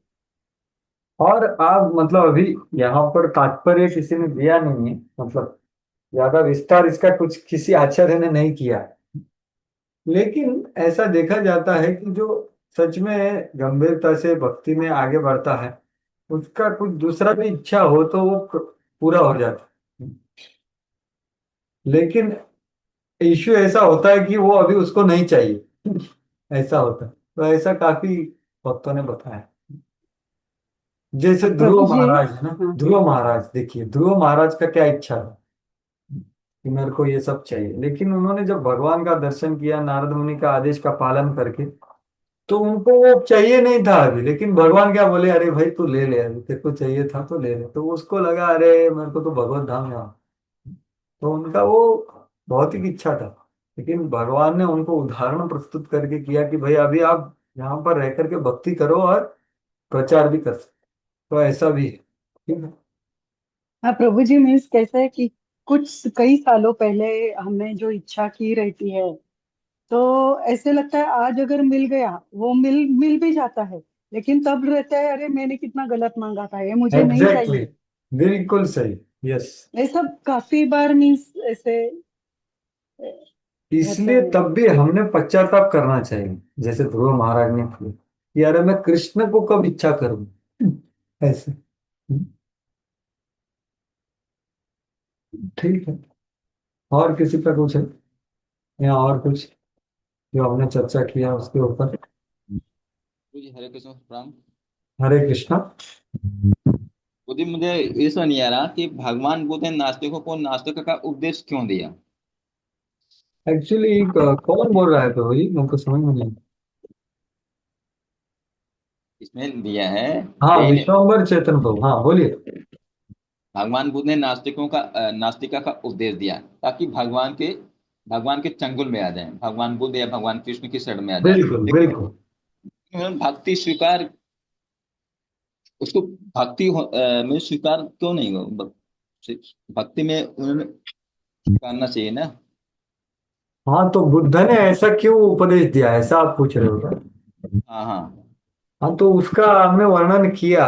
क्या हो रहा था, परिवेश देखिए आप खुद भी, कि जो लोग ब्राह्मण हैं, जो शास्त्र विधि विधानों वेदों के अनुयायी हैं, जिनके ऊपर लोगों का श्रद्धा है, वही गड़बड़ कर रहे हैं। वही हिंसा करके सब गड़बड़ कर रहे हैं। इतना हिंसा हो रहा है कि रक्त की नदियां बह रही, ऐसा वर्णन। तो इसलिए बुद्ध देखे कि ये गलत है, ये शास्त्र में नहीं दिया गया, ये गलत आचरण हो रहा है शास्त्र के नाम पर। इसलिए अहिंसा का परमो धर्म करके बुद्ध आए। तो ये समझिए, ये प्रभुपाद जी ने वर्णन किया। ये भगवान भगवान का खुद का प्लान है, नहीं तो वेदों से कौन हटा सकता है लोगों को। भगवान सर्व आकर्षक है, इसलिए वो बोले उसको छोड़ो मेरे पीछे आओ। तो बुद्ध भगवान है ना, तो भगवान के पीछे पूरा भारत आ गया, अशोक राजा आ गया।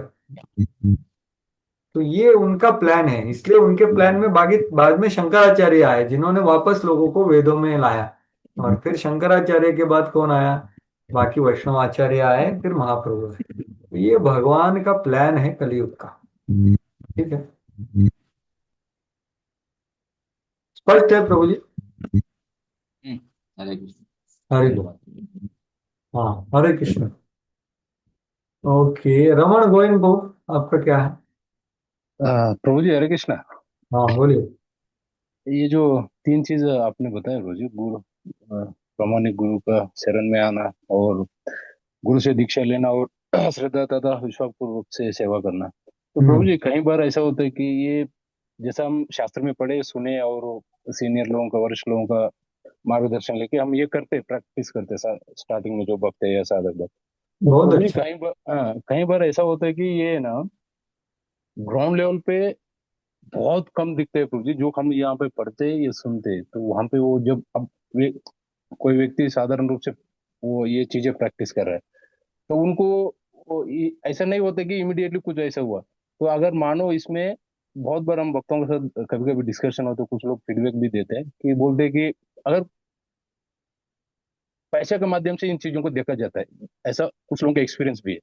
तो तो ये ऐसा समय क्या बीच में ये ब्रेक हो गया। आप बोले कि ग्राउंड लेवल पे रियलिटी थोड़ा अलग है। अलग है, और कुछ आगे लोगों क्या का कर। फीडबैक ये भी है प्रो जी, कुछ लोग हाँ। ऐसा फीडबैक देते हैं कि ये पैसा के माध्यम से ये तीनों चीजों को ज्यादा महत्व दिया जाता है, भक्ति का, व्यक्तिगत रूप का, व्यक्ति का भक्ति का, उसका सिंसियरिटी का कोई महत्व नहीं होते है कहीं पर। तो गुरु को जब चुनने का या उनसे दीक्षा लेना, उनका सेवा प्राप्त करना, तो भी वो पैसा हाईलाइट होते है करके कुछ लोग भी बताए प्रो जी, हमने बात भी की इसके बारे में।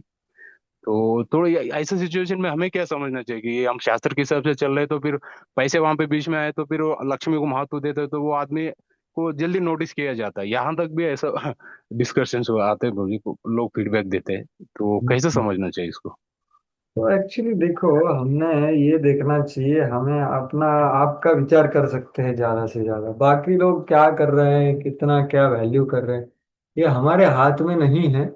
और हर एक का अधिकार अलग है, हर एक का अनुभव अलग है इसके पहले का। और वो अलग अलग चीजों से आगे बढ़ता है। तो हमने ये रूप गोस्वामी का श्रवण करके हमने क्या करना चाहिए? तो हमने ऐसे भक्तों का संग करना चाहिए जो ऐसे आचरण करने का प्रयास करे। और जो गुरु है, उनका संग लेना चाहिए, क्योंकि वो तो 100% इसके ऊपर पैदा चिन्हों पे चलते हैं। उसमें कुछ डाउट नहीं। तो बाकी के भक्तों के अलग अलग अधिकार होते हैं, अलग अलग उद्देश्य होते हैं। और ये स्वाभाविक है। कभी कभी हमें लगता है ऐसा कैसे है, नहीं। 9.3 आप तात्पर्य पढ़िए, प्रभुपाद बोल रहे हैं कि जैसे लोग बढ़ते हैं ना, तो वो मिश्रण स्वाभाविक है। तो हमने क्या करना चाहिए फिर? हमने चयन करना चाहिए संग करने का, और हमारा जो सेवा है वो अच्छी तरह से करने का प्रयास करें, क्योंकि बाकी लोगों का वैल्यू सिस्टम हम बदल नहीं सकते। हम हमारा खुद का बदल सकते हैं, बराबर है। और बाकी लोगों को आदर करें, और फिर उनसे प्रभावित ना होए। और जाने की भाई, जैसे मैंने बोला ना, कर्म अधिकार है। मतलब कर्म अधिकार मतलब क्या? वो फल में देखता है जान, कितना हुआ, कितना, सब उसका ही चिंतन है। तो वो करते वक्त कितने भक्त नाखुश हुए या दुखी हुए, वो भी देखना चाहिए ना। गुरु महाराज क्या बोलते हैं सब लोग कि भाई शुद्ध भक्ति का आचरण करना, तृणादपि सुनीचेन इत्यादि, बराबर की। तो ये, तो हम दूसरे को बदल नहीं सकते ज्यादा, लेकिन हम दूर से आदर करना चाहिए, और स्वाभाविकता से जानना चाहिए कि ऐसा हो सकता है।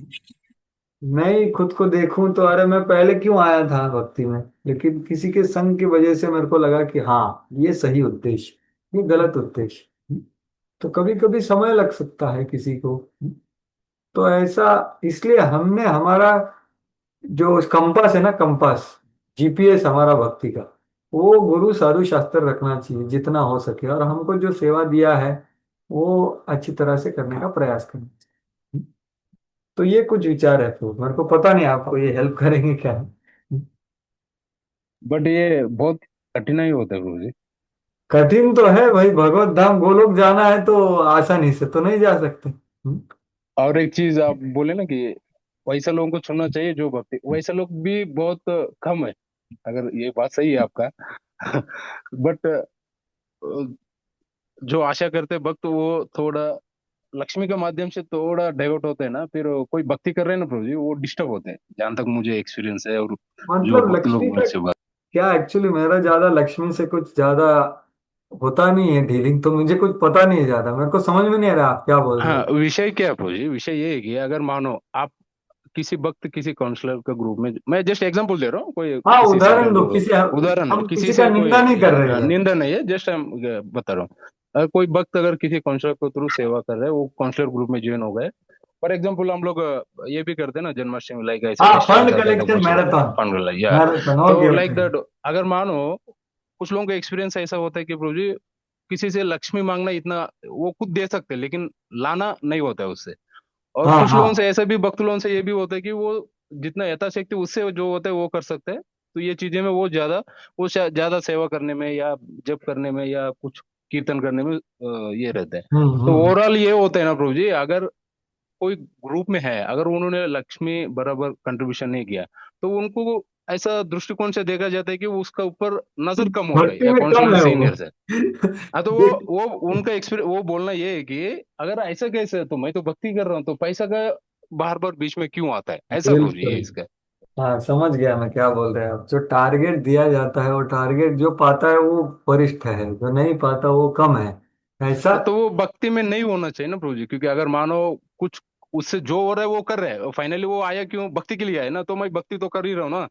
तो पैसे का बिल्कुल मामलों में मेरे से नहीं होता है, फॉर एग्जाम्पल ऐसा बिल्कुल मैं बोल रहा हूँ प्रभु जी। समझ रहा तो हूँ मैं। ये गुरु गुरु तक भी ऐसा, गुरु का जो अंडर है, जो सीनियर्स है, वहां तक भी ये लाइक ग्रुपिज्म टाइप का ऐसा होता है करके, तो नहीं, ऐसा समझ में आ पॉइंट। रहा है मेरे को आप क्या बोल रहे हैं। ऐसा बाकी हाँ प्रभु जगह जी। पे भी होता है, ये आप एक डिपार्टमेंट बोले, वो बाकी जगह पे भी ऐसा होता है जगह पे। अलग भाव में। तो ये हाँ प्रभु जी। यही मैं बोल रहा हूँ कि क्या है, ये इंस्टीट्यूशन है ना, तो इंस्टीट्यूशन में एक इंस्टीट्यूशनल प्रिंसिपल होते हैं और एक आध्यात्मिक सिद्धांत होते हैं। एक क्या बोलते हैं, व्यवस्थापन के लिए कुछ नियम होते हैं, सिद्धांत होते हैं, और एक आध्यात्मिक सिद्धांत। तो हमें आध्यात्मिक सिद्धांतों को पकड़ना चाहिए और इंस्टीट्यूशन में रहते हुए प्रयास करना चाहिए। ये मुश्किल है, लेकिन यही सॉल्यूशन है, दूसरा कुछ ये नहीं है।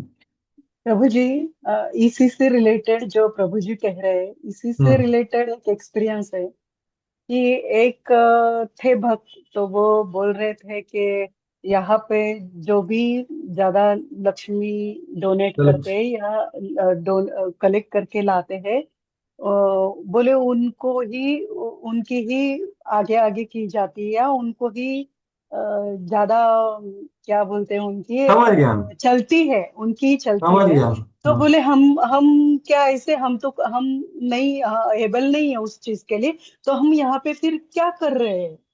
तो हमारा तो यहाँ पे कुछ अस्तित्व ही नहीं है क्या, कि सब गोविंदास में भी इतने रेट है, इतना ये है, तो क्या अमीरों के लिए इसको नहीं क्या? तो ये सवाल मैंने सुना था। तो फिर अ, अभी मेरा पर्सनल रिएक्शन तो मैं नहीं बताती, लेकिन मिस मैंने वो माता जी से क्या बोलना चाहिए था, लेकिन ये ऐसा है, तो पैसे का मैटर आ जाता है कि कभी कि यहाँ पे पैसे के हिसाब से तोला मापा जाता है। इसलिए ये देखो, अनुभव है ऐसा। मैंने जैसे बताया आपको कि मैंने बच्चों को पूछा, वो भी बोले हैप्पीनेस नहीं बोले, वो पैसा बोले। तो क्या है ना, ये वैल्यू सिस्टम बहुत गहरा होता है। वैल्यू मतलब श्रद्धा, हमारा श्रद्धा किसके ऊपर है, पैसे के ऊपर है या भक्ति के ऊपर है। तो प्रभुपाद जी का एक लेटर है, मैं दिखा सकता हूँ, अभी बहुत समय हो गया, लेकिन प्रभुपाद जी वहां बोलते हैं कि आप जो हर आदमी आता है ना, हर विजिटर को पूरी और सब्जी खिलाओ, और वो भी कैसा खिलाओ, गर्म। 20 लोगों का बनाओ, 2 कुक रखो और सबको गर्म खिलाओ। और पोपत जी वो लेटर में लिख रहे हैं कि अरे, ये देने से हम ज्यादा पाएंगे। ऐसा मत सोचिए कि आपके लक्ष्मी कलेक्शन से मंदिर चलता है, नहीं। मंदिर चलाते हैं लक्ष्मीपति। हम्म। अगर आप ये सेवा करोगे लोगों का, तो ये सब ऑटोमेटिक आ जाएगा। ये सब प्रभुपाद के वर्ड्स। लेकिन ये जो श्रद्धा है ना, ये श्रद्धा मनुष्याणाम सहस्त्रेषु, ये प्रेमी भक्त में होती है। कोटिश्वपि महामुनि, वो ऐसे लिखे हैं प्रभुपाद जी डायरेक्ट। तो ये जो श्रद्धा लेवल है ना, ये हर एक को, साधक को शक्य नहीं है। उसका वैल्यू सिस्टम में मिक्सचर होता है। तो इसलिए वो क्या करता है, फिर ऐसा सब करता है। जिसके फॉलोअर ज्यादा है, जिसके जो ज्यादा बेसिकली बाहरी रूप में वो ज्यादा कुछ चीजें ला रहा है, पैसा हो, गुड डिस्ट्रीब्यूशन हो, या बाकी कुछ प्रोग्राम कलेक्शन हो, ये सब है। तो उसको ज्यादा ये दिया जाता है वैल्यू, क्योंकि बाहरी रूप से सब दिखता है। और ये जगत में लोग क्या देखते हैं, सब बाहर की। सब्सटेंस क्या है, सार क्या है, वो अंदर की बात है, वो यहाँ पर हम चर्चा करें। तो ये दो चीज अलग अलग है। इसलिए इंस्टीट्यूशन में क्या होता है, बाहरी चीज देखी जाती है और उसको हम नकार नहीं सकते। क्योंकि दिखती है ना, वो सबको दिखती है। लेकिन हमारा वैल्यू सिस्टम क्या होना चाहिए, रूप गोस्वामी, प्रभुपाद, गुरु महाराज, इन्होंने बताया हुआ हमारा वैल्यू सिस्टम होना चाहिए। और बाकी लोगों को हमने आदर युक्त देखना चाहिए, क्योंकि हर एक का अलग अलग स्वभाव है, अलग अलग अपब्रिंगिंग है, अलग अलग श्रद्धा है, अलग अलग वैल्यू सिस्टम है। और वो बदलने के लिए समय लगेगा ना। वैल्यू सिस्टम बदल देखो, इसलिए परम पूज्य भक्ति विज्ञान महाराज क्या बोलते हैं, भक्ति में प्रगति, जैसे मैं एक बार लास्ट टाइम बोल रहा था ना, आदव श्रद्धा साधु संग भजन क्रिया, मतलब क्या, कि हम पहले भक्तों की सराहना करते हैं। बाहर का दुनिया इतना दुखदाई है, भक्त कितने अच्छे हैं, भक्त बहुत अच्छे हैं, आदव श्रद्धा। साधु संग मतलब भक्त जैसे हम बोलने लगते हैं, भक्त जैसा पोशाक करते हैं। भजन क्रिया मतलब भक्त जैसा क्रिया करना चालू कर दिए। लेकिन अनर्थ निवृत्ति क्या है, भक्त जैसा विचार, भक्त जैसा विचार करना। तो ये आगे का स्टेज है। और इसके बाद जो स्टेज आता है, भक्त जैसा भावना प्रकट होता है, वो है निष्ठा। तो भक्त जैसा विचार मतलब ये विचार जो हम यहाँ पर प्रभुपाद जी की किताबों में पा रहे हैं, कि अम्बरीश महाराज, ये लोगों का कैसे चिंतन था, क्या विचार था, वो कैसे व्यवहार करते थे अलग अलग लोगों से। बोला विचार, श्रीधर के पास कुछ पैसा था क्या, महाप्रभु बोले तेरे पास सबसे ज्यादा वेल्थ है, मैं सब दुनिया को दिखा दूंगा, तो कितना धनी। बराबर क्यों, ये वैल्यू सिस्टम है महाप्रभु का। वो बाहरी रूप से देख नहीं रहे, वैसे ही शुद्ध भक्त होते। वैसे ही मैंने देखा है कि मतलब वो रिक्शा वाला हो या बड़ा हो, उसको आदत, जैसे एक स्मरण में आ रहा है इसलिए मैं अभी बता रहा हूँ। परम पूज्य गोपाल कृष्ण गोस्वामी महाराज एक बार इधर, एक रिक्शा वाले प्रभु जी थे, उनका सेकंड इनिशिएशन होने के बाद वो ऑफरिंग दे रहे थे। तो वो इतना बोल रहे थे कि महाराज मेरा इनिशिएशन हो गया, रिक्शा वाला था, और फिर 2 साल बाद सेकंड इनिशिएशन। तो महाराज को याद था कि ये कौन है, रिक्शा वाला है। और महाराज बोले अरे वाह, तेरा बहुत अच्छा सेवा है, बहुत प्रचार कर सकता है सबको, जो रिक्शा वाला। और वो करता भी था। तो क्या है, उनका प्रेम का आदान प्रदान सबसे होता है, ऐसा सिलेक्टिव नहीं होता, ये लोग ज्यादा है ना इनको, नहीं। वो भगवान, वो प्रेम करते हैं, आदर देते हैं, वो बाहरी चीजों को नहीं देखते हैं। तो ये हमने समझना चाहिए कि ये वैल्यू सिस्टम बदलना इतना आसान नहीं है। इसलिए गुरु साधु शास्त्र, वहां से ये श्रद्धा या वैल्यू सिस्टम प्राप्त कहाँ से होता है, ये होता है गुरु साधु और शास्त्र। और साधु और गुरु क्या बोलते हैं, शास्त्र से बोलते हैं। तो शास्त्र है सूर्य, गुरु और साधु है हमारे आंख, और उससे हमें देखना है। बाकी सब वैल्यू सिस्टम इतना अच्छा नहीं है, उसको दूर से आदर कर सकते हैं और स्वीकार कर सकते हैं कि भाई ऐसा सब हो सकता है। ये भौतिक जगत में कोई भौतिक चीज छोड़ के आया, भक्ति में आया ना वो, लेकिन थोड़े भौतिक इच्छाएं अभी तक बची हैं, भौतिक वैल्यू सिस्टम है, वो बदलने के लिए समय लगेगा, मेरे को भी समय लगा, इसको भी लगेगा समय। तो ऐसा बोल करके हम आदर कर सकते हैं और प्रभु गुरुमुखो जी परमा। मीन्स जो सीक्वेंस है वो ऐसे होना चाहिए कि भगवान यानी राधा कृष्ण, फिर हमारे दीक्षा गुरु, फिर शिक्षा गुरु, फिर हमारे जो काउंसलर है, यहाँ तक हमने सीरियसली लेना चाहिए। उसके नीचे हमने इतना सीरियसली नहीं लेना चाहिए, ऐसे एक्चुअली मुझे। मैं तो आपने जो चौथा स्टेज बताया, वो स्टेज मैंने बताया भी नहीं, क्योंकि शास्त्र में वो शब्द ही नहीं है ना। शास्त्र सिर्फ क्या बोलता है, गुरु साधु शास्त्र, बस। उसके बाद में जो है वो प्रतिनिधि है, वो कितने लेवल के प्रतिनिधि वो अलग है, सबको आदर करना। लेकिन हमें प्रसन्न करने का प्रयास करना है गुरु को। और वो आप बोले शिक्षा गुरु दीक्षा गुरु, यस, लेकिन शिक्षा गुरु भी वो दीक्षा गुरु के स्तर पे होता है, तो उसको शिक्षा गुरु बोलते हैं, ना कि कोई कोई उपाधि ग्रहण करने वाला आदमी, जरूरी नहीं है। शिक्षा गुरु और दीक्षा गुरु का स्थान इक्वल किया है शास्त्र में, चैतन्य चरितामृत में। वो दोनों नित्यानंद के प्रकाश है, दोनों प्रेमी भक्त हैं, दोनों भक्ति रसेर पात्र हैं। तो ये ही लोग सत्य जीते हैं, सत्य बोलते हैं और सत्य का ये करते हैं। बाकी सब लोग प्रयास कर रहे हैं, बाकी सब लोग को आदर करना चाहिए, लेकिन प्रयास में है, वर्क इन प्रोग्रेस। तो उसमें कुछ त्रुटि होगी, कुछ मिश्रण होगा, कुछ क्या बोलते हैं, जो वैल्यू सिस्टम में कुछ कमी होगी, क्योंकि वो स्तर पे नहीं है। इसलिए हमें प्रसन्न किसको करना है? गुरु, साधु, शास्त्र, बस। बाकी सबको उनके लिए प्रसन्न करना। और ये मैं नहीं बोल रहा हूँ, मैं प्रभुपाद जी का आपको ये दिखा के ये चर्चा को हम विराम देंगे। 1.60 है आदि लीला। शिल प्रभुपाद जी लिख रहे हैं, क्या लिख रहे हैं? अभी ये आदि लीला किसी के पास है क्या? लेकिन हिंदी में आदि लीला 1.60, अगर कोई खोल सकता है तो दिखाइए। मैं इंग्लिश में दिखा, तो देखिए प्रभुपाद जी क्या बोल रहे हैं। भक्ति में आगे कैसे बढ़ना है। सताम प्रसंगात मम वीर्य संविदो, ये महत्वपूर्ण श्लोक है भक्ति का सार। कि शुद्ध भक्तों के संग में हरि कथा श्रवण करके अनर्थों से निवृत्ति होकर के आदमी श्रद्धा रतिर भक्तिर अनुक्रमिश, ये श्लोक है आदि लीला गुरु स्पिरिचुअल मास्टर्स। तो यहाँ पर देखिए प्रभुपाद जी क्या लिखे। किसी के पास हिंदी है क्या ये सामने, या इंटरनेट पे भाषांतर मिल सकता है तो देखिए, मैं कर रहा हूँ भाषांतर। As one advances in devotional activities, the process becomes progressively clear and more encouraging. जैसे आदमी भक्ति में प्रगति करता है तो उसको विधि स्पष्ट हो जाता है और उसको उत्सुकता होता है। मतलब तो ये दो चीज होना चाहिए कि भाई हमारा जो विधि है शुद्ध भक्ति का वो स्पष्ट हो जाए।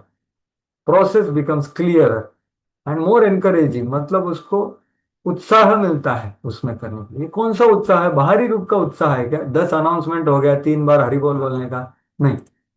Unless one get spiritual encouragement by following instruction of spiritual master, it is not possible to make advancement. भक्ति में प्रगति करना शक्य नहीं है जब तक हमें आध्यात्मिक उत्साह प्राप्त नहीं होता गुरु के आदेशों को अनुशीलन करके। तो ये आंतरिक उत्साह है जो गुरु के आदेश का पालन करके मिलता है, स्पिरिचुअल एनकरेज। ये बाहरी रूप से नहीं है। 10 बार हरि बोल बोला सब लोगों ने, मैंने सबसे ज्यादा फंड कलेक्शन किया, सबसे ज्यादा बुक डिस्ट्रीब्यूट किया, सबसे ज्यादा प्रचार किया, वो बहुत अच्छा है, लेकिन उसको एनकरेजमेंट कहाँ से मिलता है? अंदर से मिलता है। ये देखो अगला वाक्य बहुत बड़ा है। Once development of a taste for executing these instructions is the taste of devotional service. भक्ति का परीक्षा ये है कि हमें कितना गुरु के आदेश पालन करने में रुचि उत्पन्न हो। ये भक्ति का परीक्षा है। परीक्षा में हम आगे बढ़ते हैं ना, तो हमारा गुरु का आदेश पालन करने का कितना रुचि हुआ। Taste is taste. और फिर यहाँ पर जो मैं अभी बोला आपको, ये उद्धृत क्यों किया? ये दिखाने के लिए। शुरुआत में आदमी ने विश्वास करना चाहिए ये शुद्ध भक्ति की विधि पर। कैसे? प्रामाणिक गुरु से श्रवण करके। Develop confidence by hearing science of devotion. Science of devotion मतलब भक्ति का विज्ञान। भक्ति ये मन गढ़ंत चीज नहीं, विज्ञान विज्ञान। वो विज्ञान श्रवण करो और उसके ऊपर विश्वास लाओ। और आप अपने आपके जीवन में क्या करना है वो दिया है। As he associates with devotees and tries to adopt the means instructed by guru. तो वो कहाँ भी रहे, अलग भक्तों के साथ रहता है, लेकिन वो क्या करने का प्रयास करता है?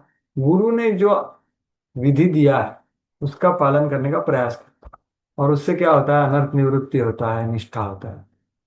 तो यही करना है। प्रभुपाद जी खुद को कितना समस्या हुआ प्रभुपाद जी को। वो प्रचार करना चाहते थे, गुरु का आदेश का पालन करना चाहते थे, लेकिन उनको कुछ सपोर्ट मिला नहीं ना किसी। तो ये है, तो यही करना। ठीक है, अभी 56 हो गया। आगे और किसी का कुछ है क्या? प्रभु जी, ये पूरा डिस्कशन से ऐसा लगा कि जैसे कि जो कमियां और थोड़ी सी त्रुटियां, इन सबको इग्नोर करते हुए हमको अपनी साधना और भक्ति पे फोकस करना है ताकि हम भक्ति में बिल्कुल, आगे ये बढ़ सकें। खामियां स्वाभाविक है और इसको आदर करते हुए हमारे अंदर देखना है कि मैं क्या कर रहा हूँ। बस बिल्कुल सही।